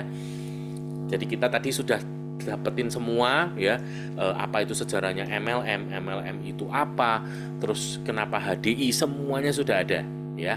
Dan bahkan tokoh-tokoh dunia sudah menguatkan bahwa orang yang ada di bisnis MLM itu tidak salah jalan. Oke, karena MLM itu luar biasa. Tetapi kenyataannya hari ini banyak orang yang bergabung di HDI, tetapi ternyata tidak banyak yang berhasil.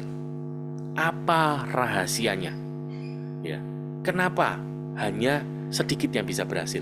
Yang berhasil ini melakukan apa yang orang gagal itu tidak sadari dan lakukan? Nah, siap-siap mau tahu rahasianya?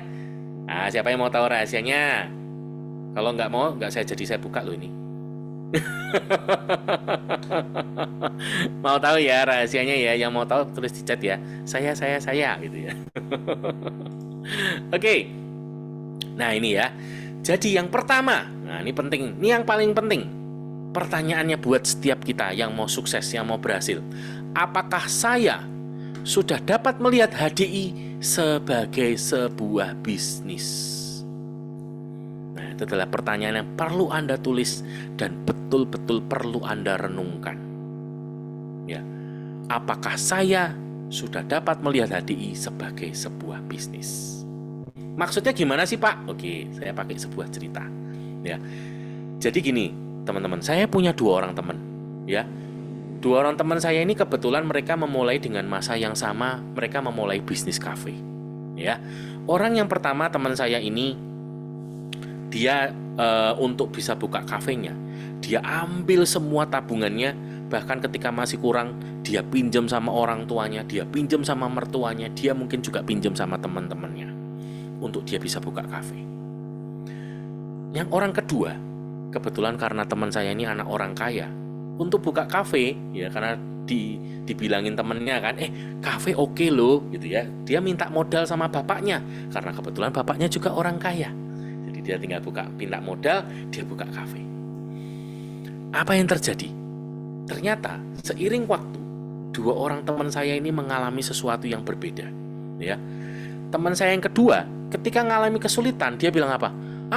Ternyata buka kafe itu susah, banyak masalahnya. Ya kan, udah gitu hasilnya ternyata tidak seperti yang dikatakan orang yang katanya, wah hasilnya bisa sekian besarnya, mana? Nggak ada. Malas dah, saya tutup aja kafenya.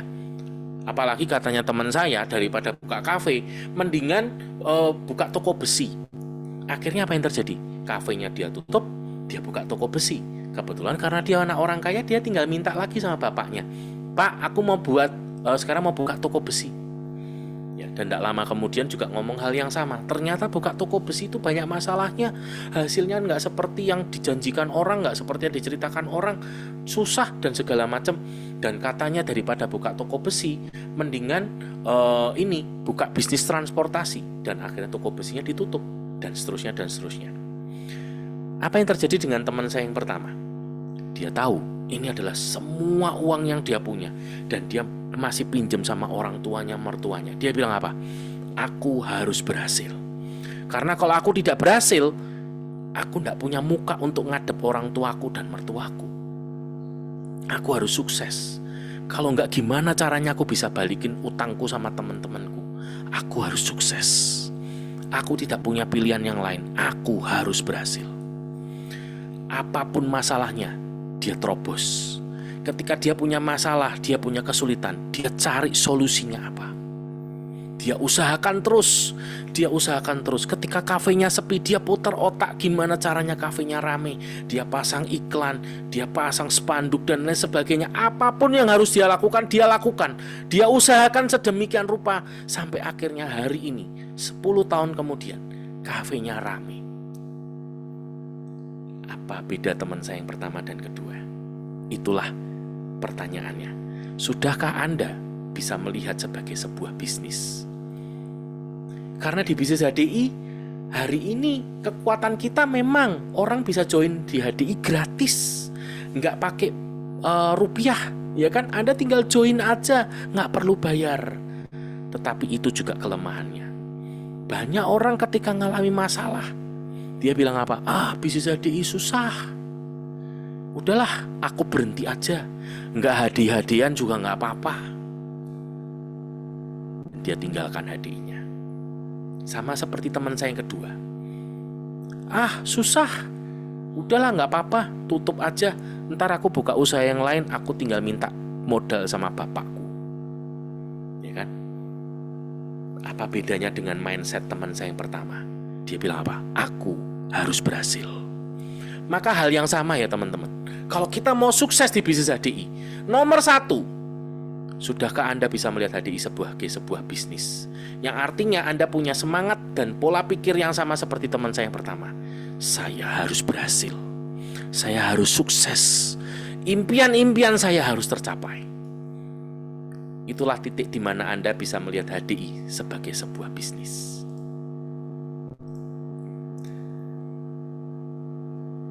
Dan poin yang kedua, apakah saya sudah menjadi seorang yang profesional di sebuah bisnis HDI? Ya, apakah saya sudah menjadi seorang yang profesional di bisnis HDI? Nah, untuk menggambarkan, ya contoh, misalnya kita hari ini menjadi seorang pengusaha, ya, kita sewa tempat di mall. Nah, ini gambar yang paling sebelah kiri ya. Anda tahu lah ya, kalau Anda hari ini datang ke sebuah mall, Anda sewa tempat di sana, maka Anda akan dapatkan seperti ini ya, sebuah kios atau space atau ruang yang kosongan seperti ini, ya kan? Anda bisa lihat di gambar seperti yang sebelah kiri ya. Ini mestinya kalau kenyataannya saya lihat mestinya lebih parah ya. Itu betul-betul ini masih mending ya ada wallpapernya. Yang saya pernah lihat di sebuah mall di Semarang, orang kalau sewa itu betul-betul kosong ya. Dindingnya aja nggak ada tempelan apa-apa, betul-betul cuman warna tembok itu ya, abu-abu gitu kan. Nah, sekarang coba Anda lihat di gambar yang sebelah kanannya. Contoh misalnya ya, tokonya nggak perlu didekor, itu ngeluarin biaya aja. Nggak perlu dekor, nggak perlu rak-rakan, nggak perlu. Udah pokoknya kita kan fokusnya jualan kan. Ya udah jualan aja. Datangkan semua barangnya, masukkan ke dalam tokonya, ya kan. Mungkin Anda mampet-mampetin semuanya biar semuanya masuk. Mungkin jadi kayak gambar yang nomor 2 ini yang di tengah ya kan. Semua barang dimasuk-masukin gitu ya. Udah pokoknya langsung jualan aja. Pertanyaan saya, laku nggak barangnya? Kira-kira kalau Anda lihat toko Anda bentuknya kayak gitu, gambar yang di tengah, mungkin nggak sih ada orang masuk dan beli produknya? Udah gitu ya, misalnya nih, wah biar laku aku cari pegawai deh. Wah, tapi Anda pegawainya kayak gambar yang sebelah kanan ini, karena pegawainya sudah seminggu nggak mandi. Pegawai Anda sudah seminggu nggak mandi, udah seminggu nggak cuci rambut gitu ya, bahkan sudah seminggu bajunya nggak dicuci gitu kan. Udah gitu kan Anda nggak atur bajunya, ya udah dia pakai baju yang bolong-bolong seperti itu, yang kumuh seperti itu, dan Anda bisa membayangkan ya, kalau baju udah seminggu nggak dicuci, baunya harum banget gitu kan. Kira-kira bisa laku nggak?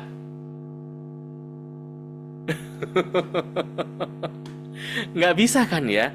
Ya kan? Kita kan sama kan ya. Kalau kita mau buka toko di mall, apalagi kalau kita tahu produk kita yang kita jual ini produk premium, bukankah kita akan dekor toko kita sedemikian rupa? Ya kan? Kita kasih interior yang bagus.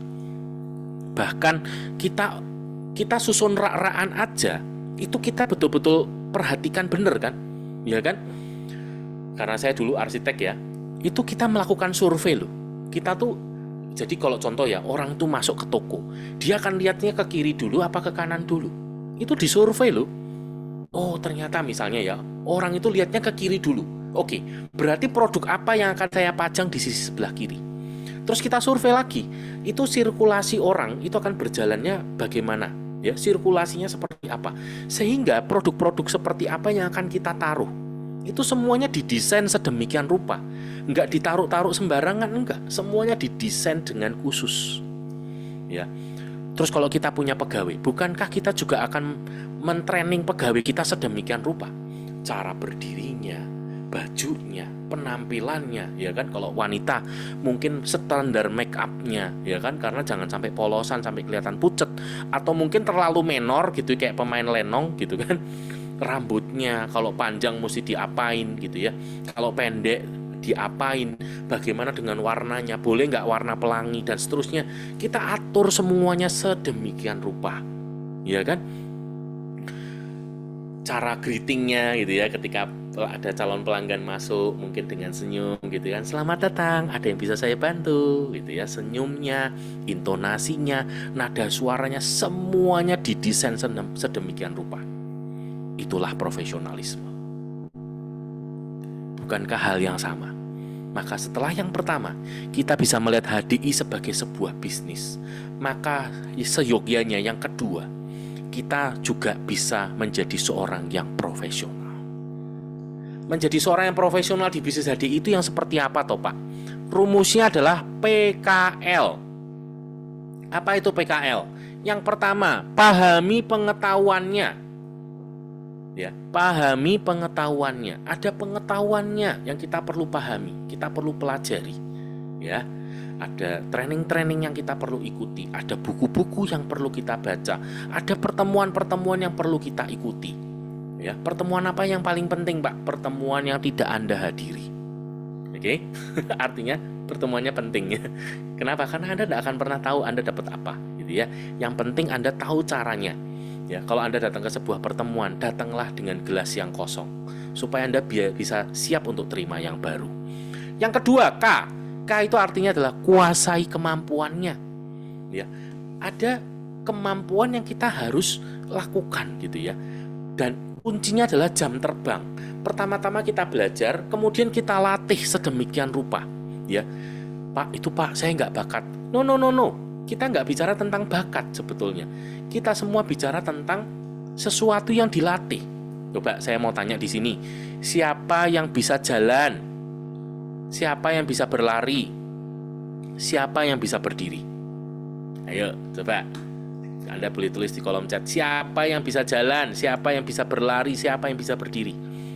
Bukankah rata-rata Anda semua di sini bisa? Pertanyaan saya, waktu Anda lahir bayi langsung bisa berdiri? Langsung bisa jalan, langsung bisa berlari? Enggak kan? Itu adalah sebuah contoh kemampuan, ya. Dimana ketika kita bayi dulu, kita terus belajar ya kan, dari ngerangkak, belajar berdiri, ya kan, kemudian belajar berjalan, belajar berlari. Bahkan hari ini mungkin berapa banyak di antara Anda yang bisa berenang, berapa banyak di antara Anda yang bisa naik sepeda. Itu pun juga kemampuan, ya. Ini bukan tentang bakat, tapi ini tentang sebuah kemampuan, sesuatu yang terus-menerus dilatih. Maka semakin tinggi jam terbangnya, Anda akan semakin profesional. ya. Dan yang ketiga L-nya adalah lakukan pekerjaannya, ya. Ada pekerjaan yang harus kita lakukan. Ingat, ini bisnis. Sama seperti kita buka toko tadi. Kita kan nggak bisa kan buka tokonya semau-maunya sendiri. Aku hari ini lagi nggak mood terus kita nggak buka toko. Atau kita yang hari ini karyawan, aku nggak mood terus kita nggak berangkat ke kantor. Nggak bisa, ya kan? Kita komit, kita tahu ini jamnya buka toko. Suka nggak suka, mood nggak mood, tetap pasti berangkat untuk buka toko, ya kan? Ini jamnya ngantor, kerja, ya suka nggak suka, mood nggak mood, tetap berangkat. Komitmen, ya. Ingat, di HDI ini jam kerjanya bebas, bukan bebas jam kerja. Maksudnya adalah ini sebuah bisnis yang harus dikerjakan. Tidak ada ceritanya orang join di HDI nggak ngapa-ngapain terus berharap bisnisnya bisa besar. Nggak mungkin, nggak ada ceritanya, ya. Oke, nah saya ingin berbagi dengan Anda semua, ya, sebagai penutup, apa-apa saja sih hal-hal yang kita perlu pelajari untuk menjadi profesional di bisnis HDI. Yang pertama, kita belajar tentang pola pikir pengusaha, ya. Sekali lagi teman-teman, saya nggak bisa detail karena waktunya juga nggak akan memungkinkan. Nanti akan ada pertemuan-pertemuan berikutnya yang kita akan membahas dengan lebih detail. Tapi setidaknya seperti cerita saya tentang teman saya yang pertama tadi, sebagai seorang pengusaha dia tahu dia nggak bisa takut, malu, dan gengsi, ya kan? Kalau gengsi-gengsian dia nggak akan sukses. Prinsipnya sederhana, selama tidak berdosa, lakukan. Ya, selama tidak berdosa, lakukan. Ngapain mikirin orang lain? Orang lain aja nggak mikirin Anda kok. Ya kan? Ketika kita susah, memangnya mereka mau peduli? Ya kan? Ketika kita nggak punya uang dan harus bayar uang sekolah anak, memangnya mereka mau bayarin? Yang gosipin, yang ngomongin, nggak juga kan?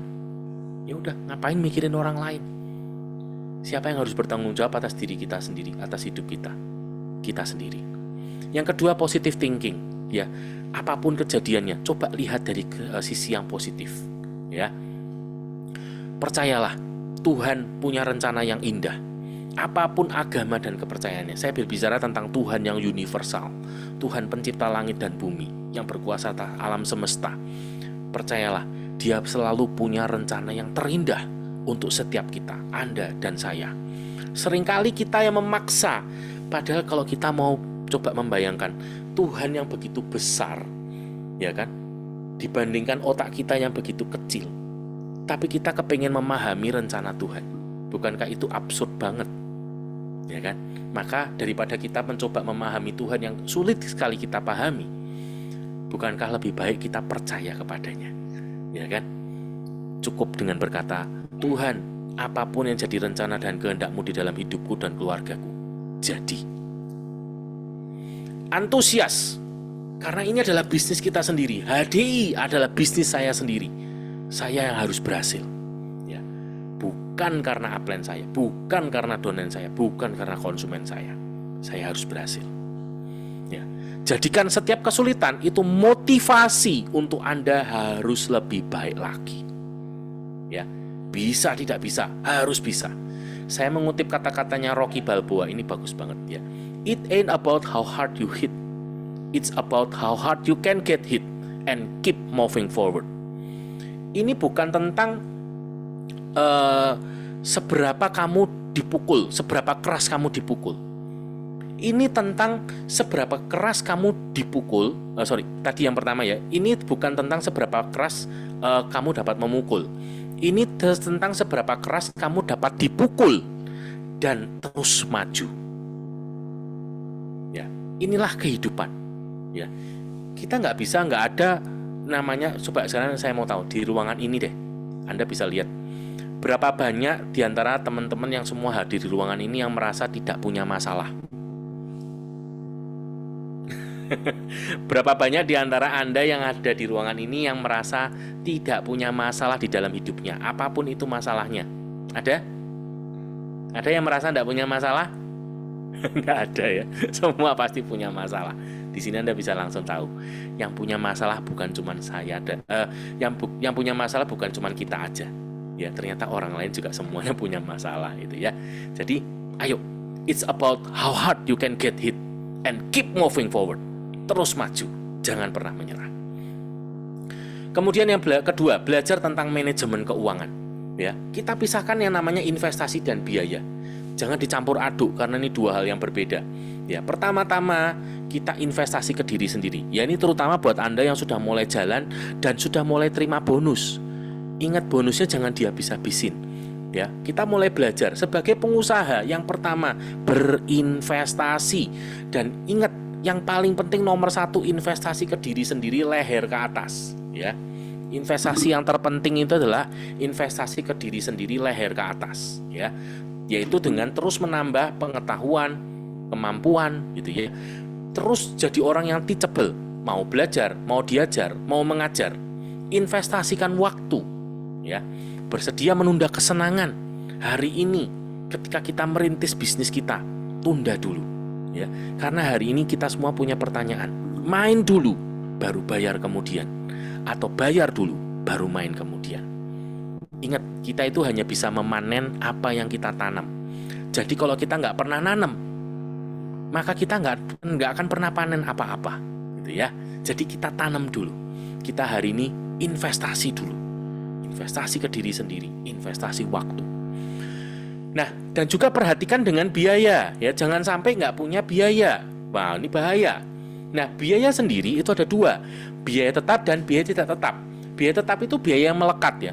Entahkah kita di HDI, entahkah kita nggak di HDI, biaya itu akan tetap keluar. Makan, pakaian, tempat tinggal, gitu ya. Nah, di sini kuncinya adalah teman-teman, jangan cepet-cepet naikin gaya hidup. Ya, mentang-mentang kemarin karyawan punya gaji, sekarang sambil jalankan HDI, punya tambahan income, terus langsung gaya hidupnya naik. Ya. Yang kedua, ada biaya tidak tetap atau biaya operasional, yaitu biaya yang harus dikeluarkan untuk operasional bisnis. Yang ini juga pastikan Anda jangan sampai nggak ada. Nah, terus Anda berarti nggak bisa jalan dong bisnisnya, gitu ya. Jadi pastikan dari bonus Anda juga sisihkan, ya. Yang terbaik itu kalau Anda tanya, Pak, yang terbaik itu yang gimana? Kalau Anda yang hari ini masih aktif bekerja, Anda punya penghasilan di luar HDI, maka Anda kalau bisa hidupnya dari pekerjaan tadi yang di luar HDI. Bonus Anda yang dari HDI, semuanya investasikan supaya Anda mengalami percepatan, gitu ya. Nah, contohnya biaya operasional itu apa sih? Transportasi, pulsa, kuota, wifi, sumber bayar, gitu ya. Oke. Berikutnya adalah tentang manajemen waktu. Nah, ini juga hal yang penting, ya. Kenapa? Karena ini adalah termasuk modal kita. Bagaimana kita mengatur waktu. Yang pertama, membuat rencana kerja harian. Nah, ingat, banyak di sini yang gagal itu kenapa? Karena nggak membuat rencana, gitu ya. Nah, rencana itu minimal tuh H-1, ya. Semakin jauh semakin bagus. Kalau ini kan namanya masih awal, ya, H-1 nggak apa-apa. Tapi usahakan makin lama makin jauh. Bisa buat H-2, H-3, H-7, ya kan. Bahkan sampai akhirnya Anda bisa membuat rencana mingguan, rencana bulanan, bahkan sampai rencana tahunan. Ya. Selalu siapkan plan A, plan B, plan C, plan D, dan seterusnya. Maksudnya apa? Kita contoh ya, membuat janji dengan si A. Jangan cuma si A doang, gitu ya. Kita sudah siapkan daftar nama. Kita sudah siap. Kalau misalnya tiba-tiba A batal, kita sudah siap. Rencana berikutnya apa? Kalaupun rencana berikutnya gagal, saya sudah siap dengan rencana berikutnya lagi, gitu ya. Yang penting di sini waktunya jangan sampai terbuang percuma. Oke, itu aja kuncinya. Yang penting di sini adalah waktunya jangan sampai terbuang percuma. Yang kedua, tetapkan prioritas waktu. Di sini kita belajar ada hal yang namanya penting dan mendesak. Ada yang penting tidak mendesak, ada yang tidak penting dan mendesak, ada yang tidak penting dan tidak mendesak. Nah, ini ya. Ini dari sisi waktu. Nanti dari sisi kepentingan. Yang pertama prioritasnya kepada Tuhan, ya. 2 kepada keluarga, 3 pekerjaan. Nah, di sini kita prioritaskan yang penting dan mendesak, ya. Nanti akan ada sesinya sendiri karena kalau enggak terlalu panjang ini. Udah jam segini. Terus komitmen. Nah, ini yang penting, ya. Komitmen. Tidak pernah ada waktu yang sempurna untuk memulai. Jadi kadang-kadang kita itu nunggu kapan ya waktu yang tepat. Tapi teman-teman, tidak ada waktu yang tepat. Tidak pernah ada waktu yang sempurna untuk memulai. Waktu yang terbaik adalah sekarang juga. Oke. Yang berikutnya, penampilan, ya. Tadi saya tinggung, ya. Saya berikan contoh, ya. Kalau kita punya pegawai aja, kita mendandani pegawai kita sedemikian rupa. bukankah hal yang sama dengan kita hari ini? Hari ini kita ada di bisnis HDI. Ya, kita mau bicara tentang bisnis, kita mencari rekan bisnis, maka tentu saja kita pun juga harus bisa mencitrakan diri kita sebagai seorang pebisnis. Nah, di sini saya memberikan beberapa guidance aja ya. Dan guidance ini tentu saja akan berkembang sesuai dengan perkembangan zaman ya. Di sini untuk yang pria nih. Nah, yang pria ya, Anda bisa lihat di situ mulai dari yang formal sampai yang casual ya. Nah, yang penting di sini usahakan kalau mulai dari rambut ya, rambutnya ditata dengan baik ya, untuk wajah juga ya. Semuanya ditata dengan rapi, bersih ya, bajunya juga, dan usahakan pakai sepatu ya. Yang penting di sini rapi dan bersih ya. Tidak harus yang branded ya. Tidak harus baju-baju branded, tidak harus. Sesuaikan dengan kemampuan Anda ya. Dan sesuaikan juga untuk pilihan-pilihan warnanya ya. Bagaimana dengan yang wanita? Nah, ini yang wanita ya. Jadi ada yang formal, ada yang casual, smart casual, casual gitu ya. Dan ini kan juga sesuaikan juga ya. Yang penting di sini, nah ini ada make upnya ya. Make upnya juga yang membuat Anda kelihatan seger gitu ya. Kelihatan seger, enak dilihat gitu ya. Jangan terlalu menor juga. Nah, nanti ya next time kalau kita ada kelas beauty lagi kayak kemarin ya kita ngadain itu, Anda ikut supaya Anda bisa diajarin oleh Bu Wike gitu ya. Oke. Nah, di sini kemudian juga untuk bajunya ya, warnanya disesuaikan. Yang penting di sini kita jangan sampai ini terlalu mini-mini yang membuat prospek kita tuh menjadi nggak konsen gitu ya. Yang rapi, yang sopan gitu ya. Sekali lagi juga tidak harus branded. Usahakan sepatu ya, disarankan sepatu, jangan pakai sandal ya.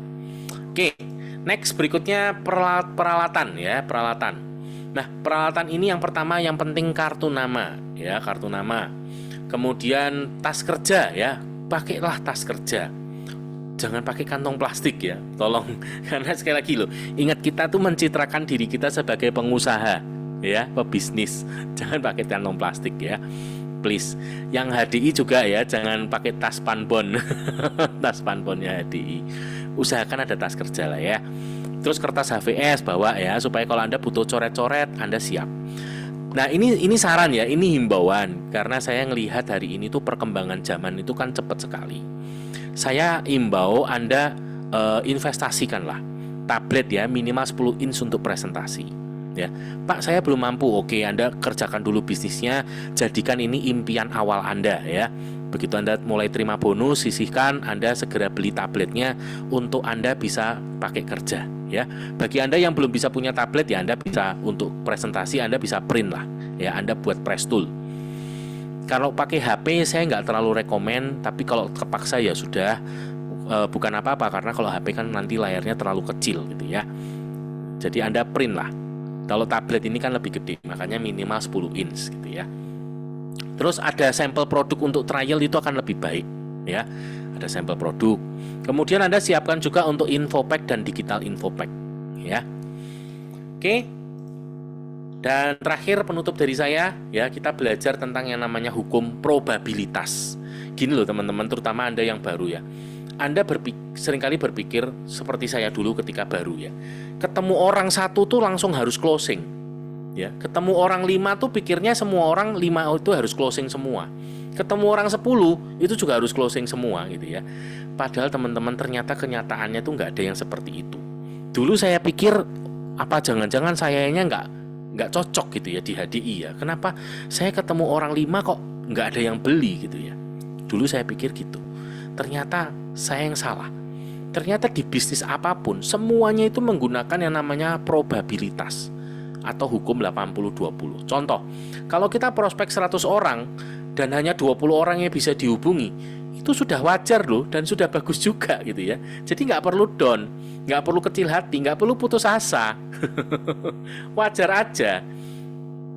Sehingga di sini kalau Anda paham hukum ini, maka untuk sukses itu sebetulnya sederhana. Yaitu apa sih? Anda prospeklah orang sebanyak mungkin. Nah itu aja kuncinya. Karena kita tuh semuanya tidak ada yang tahu pastinya siapa yang bakal closing. Ya. Atau kalau Anda tanya, siapa Pak orang yang saat ini juga akan closing? Tidak ada yang tahu. Yang kita tahu adalah kita mencoba. Ya. Yang kita tahu cuma satu. mencoba. Ya. Nah, seiring pertumbuhan dan perkembangan maka kemungkinan berhasil akan meningkat tajam karena ini jam terbangnya makin tinggi. Nah, tapi yang harus diingat di sini ya teman-teman ya, orang yang punya banyak akan dituntut banyak. Nah, itu hukumnya gitu. Orang yang punya banyak akan dituntut banyak. Dulu ketika saya awal, ketika pengetahuan dan kemampuan saya minim, presentasi saya sederhana banget. Cuman bisa cerita, Pak, clover honey ini madunya bagus. Yang pollen ini juga bagus. Propolisnya bagus, royal jelly-nya juga bagus. Cuman ngomong gitu doang, closing 1 paket. Kalau hari ini saya ngomong gitu, nggak bakal closing. Kenapa? Karena hari ini saya sudah punya pengetahuan yang lebih banyak, saya sudah punya kemampuan yang lebih banyak. Ya, jadi ingat, orang yang punya banyak akan dituntut banyak. Kalau gagal, coba lagi. Gagal, coba lagi. Gagal, coba lagi. Pokoknya selama coba laginya lebih banyak satu daripada kegagalannya, saya jamin Anda pasti sukses. Nah, resiko terbesar Anda di bisnis HDI hanyalah ditolak. Bayangkan wong kita loh, ya kan join nggak bayar, ya kan nggak ada resikonya. Resiko terbesarnya cuma ditolak.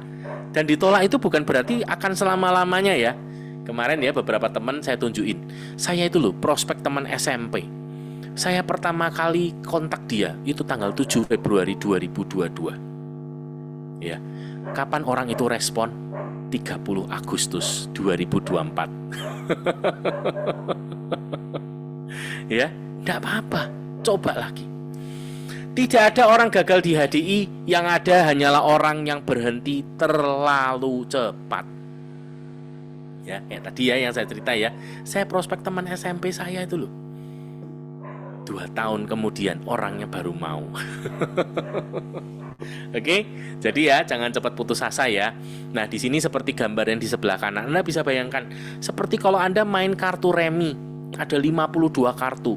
Tugas Anda mendapatkan 4 kartu as. Pertanyaan saya, satu tumpuk kartu, pasti ada kartu asnya nggak? Pasti kan? Pertanyaan saya, kalau kartu itu habis dikocok, Anda tahu nggak sih kartu asnya itu ada di mana? Nggak tahu kan? Yang Anda tahu apa? Buka aja kartunya, betul nggak? Selama Anda tidak pernah berhenti buka kartunya, pertanyaan saya, Anda pasti dapat 4 kartu asnya nggak? Pasti kan? Begitu juga kalau Anda main lempar dadu. Misalnya contoh, Anda itu menang kalau Anda dadunya keluarnya angka 66. Pertanyaan saya, dua dadu ini kalau Anda lempar, pasti dapat 66 nggak? Enggak kan? Tapi kalau Anda tidak pernah berhenti lempar dadunya, pertanyaan saya, suatu saat Anda dapat nggak angkanya 66? Dapat ya? Maka hal yang sama. Selama Anda tidak pernah berhenti, Anda pasti berhasil. Ya, itulah yang Anda pegang. Selama Anda tidak pernah berhenti, Anda pasti berhasil. Oke.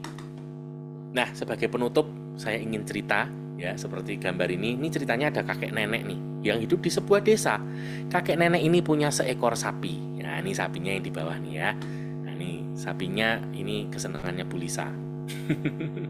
Suatu hari kakek nenek ini, karena sapinya sudah beranjak dewasa ya, dan kebetulan kakek nenek ini juga butuh uang, maka kakek nenek ini hendak menjual sapinya ke kota, gitu ya. Mereka berdua kemudian mengeluarkan sapinya ini dari kandang dan mereka berdua menempuh perjalanan menuju ke kota. Karena kebetulan mereka hidup di sebuah desa yang cukup jauh dari kota. Nah, di perjalanan itu mereka bertemu dengan tetangga mereka, gitu ya, ditanya, "Kakek nenek mau kemana?" "Oh, ini kami mau jual sapi kami ke kota." "Oh, loh, kakek nenek itu perjalanan ke kota masih jauh loh. Kalau kakek nenek berjalan gini kan capek, kenapa nggak dinaikin aja sapinya? Jadi kakek nenek sampai di kota nggak terlalu capek." "Oh iya, betul juga ya katamu. Terima kasih ya untuk sarannya ya." Akhirnya kakek nenek ini mereka berdua naik ke atas punggung sapi. Gitu ya, mereka berjalan lagi gitu ya. Nah, kemudian tidak lama kemudian mereka bertemu lagi dengan tetangga yang lain lagi. Siapa lagi lah mereka? "Hai kakek nenek, mau kemana nih?" "Oh ini, kami mau jual sapi kami ke kota." "Oh gitu, tapi ini perjalanan masih jauh loh. Kalau kakek nenek itu naik berdua di atas sapinya ini, nanti sapinya bisa sakit. Kalau sampai ke kota sapinya sakit, itu nanti malah nggak laku dijual. Oh gitu ya. Oh betul juga ya saranmu ya. Waduh terima kasih loh dikasih saran. Makasih ya. Oh ya oke siap. Silakan melanjutkan perjalanan. Semoga sukses ya. Gitu. Kemudian kakek nenek ini berpandang-pandangan dan akhirnya si kakek memutuskan untuk turun gitu ya. Dan si nenek itu ada di atas sapinya. Dan mereka kemudian berjalan lagi gitu ya. Sampai kemudian ketemu ya dengan seorang tetangga yang lain gitu ya. Nah, tetangga ini menyapa gitu ya. Kakek nenek mau kemana? Oh ini, kamu mau jual sapi kami ke kota. Oh, tapi ini perjalanan masih jauh loh. Dan lagi gini loh, saya kok lihat sebuah pemandangan yang menurut saya kurang etis. Oh, kurang etis gimana? Ya ini loh, masa kakek sebagai seorang pria malah nuntun sapinya. Si nenek itu malah enak-enakan naik di atas sapi. Bukankah harusnya seorang wanita tuh melayani laki-laki? Oh, gitu. Iya, nggak enak loh dilihat orang gitu. Oh, oke. Terima kasih untuk sarannya, gitu ya. Akhirnya setelah tetangga ini berlalu, si nenek ini pun memutuskan untuk turun dan si kakek itu naik gitu ya ke atas sapinya. Kemudian mereka berjalan lagi. Sampai kemudian mereka bertemu ya dengan tetangga yang lain lagi yang sudah lama mereka tidak ketemu. Kakek nenek mau kemana? Oh ini, kayak mau jual sapi kami. Oh, ke kota? Iya, ke kota. Oh, oke. Tapi kok, maaf ya kakek nenek, saya kok melihat sebuah pemandangan yang kayaknya tuh nggak enak gitu loh. Oh, maksudnya gimana? Ini loh, kakek nenek tuh, kakek itu kayak nggak punya emansipasi wanita. Masa nenek tuh disuruh nuntun keledai, sedangkan kakek itu enak-enak naik di atas sapi, kayak ini aja kayak raja. Nggak bagus loh kek, kalau dilihat gitu. Zamannya tuh sudah beda. Itu zaman kerajaan dulu. Sekarang ini sudah zaman modern. Oh, gitu ya, nggak baik ya? Iyalah, nggak baik. Oh, oke. Makasih ya. Akhirnya ya kan mereka bingung kan. Tadi dituntun berdua kok ya salah, dinaikin berdua kok ya salah, ya kan? Kakeknya nuntun ya salah, neneknya yang nuntun ya salah, ya kan? Akhirnya mereka bingung-bingung gitu ya. Akhirnya mereka berdua sepakat untuk memanggul sapinya sampai ke kota gitu ya. Dan sampai di pasar yang di sebelah kanan bawah ini ya, mereka diketawain orang sepasar gitu ya, karena kakek nenek ini memanggul sapinya sampai ke kota. Nah, apa sih message dari cerita saya tadi? Jadi buat teman-teman semua yang sudah 1,5 jam ini mendengarkan cerita saya, kita semua sudah sangat sama-sama belajar apa sih bisnis MLM. Ya, kalau kita terlalu banyak mendengarkan kata orang, sama seperti kakek nenek tadi, kita pun akan kebingungan. Ya, yang terbaik adalah selidiki sendiri. Dan hari ini terima kasih untuk teman-teman semua yang sudah bertahan dan Anda sudah mengikuti semuanya sampai akhir. Anda sudah mendapatkan banyak hal. Anda sudah menyelidikinya. Dan sekarang tinggal keputusan Anda. Ya. Pesan saya yang terakhir. Kita semua punya masa depan. Tapi pastikan hanya Tuhan dan diri Anda sendiri yang menentukan masa depan Anda. Jangan pernah biarkan siapapun menentukan masa depan Anda. Tapi pastikan hanya Tuhan dan diri Anda sendiri. Sekian dari saya. Terima kasih untuk teman-teman semua yang setia mau terus belajar sampai sekarang ini. Semoga apa yang saya sharingkan itu bisa bermanfaat buat teman-teman semua. Dan jika ada kata-kata saya yang salah, saya mohon dimaafkan karena itu adalah kelemahan saya sebagai manusia. Terima kasih, sukses buat Anda semua. God bless you all. Dan Go Royal Crown!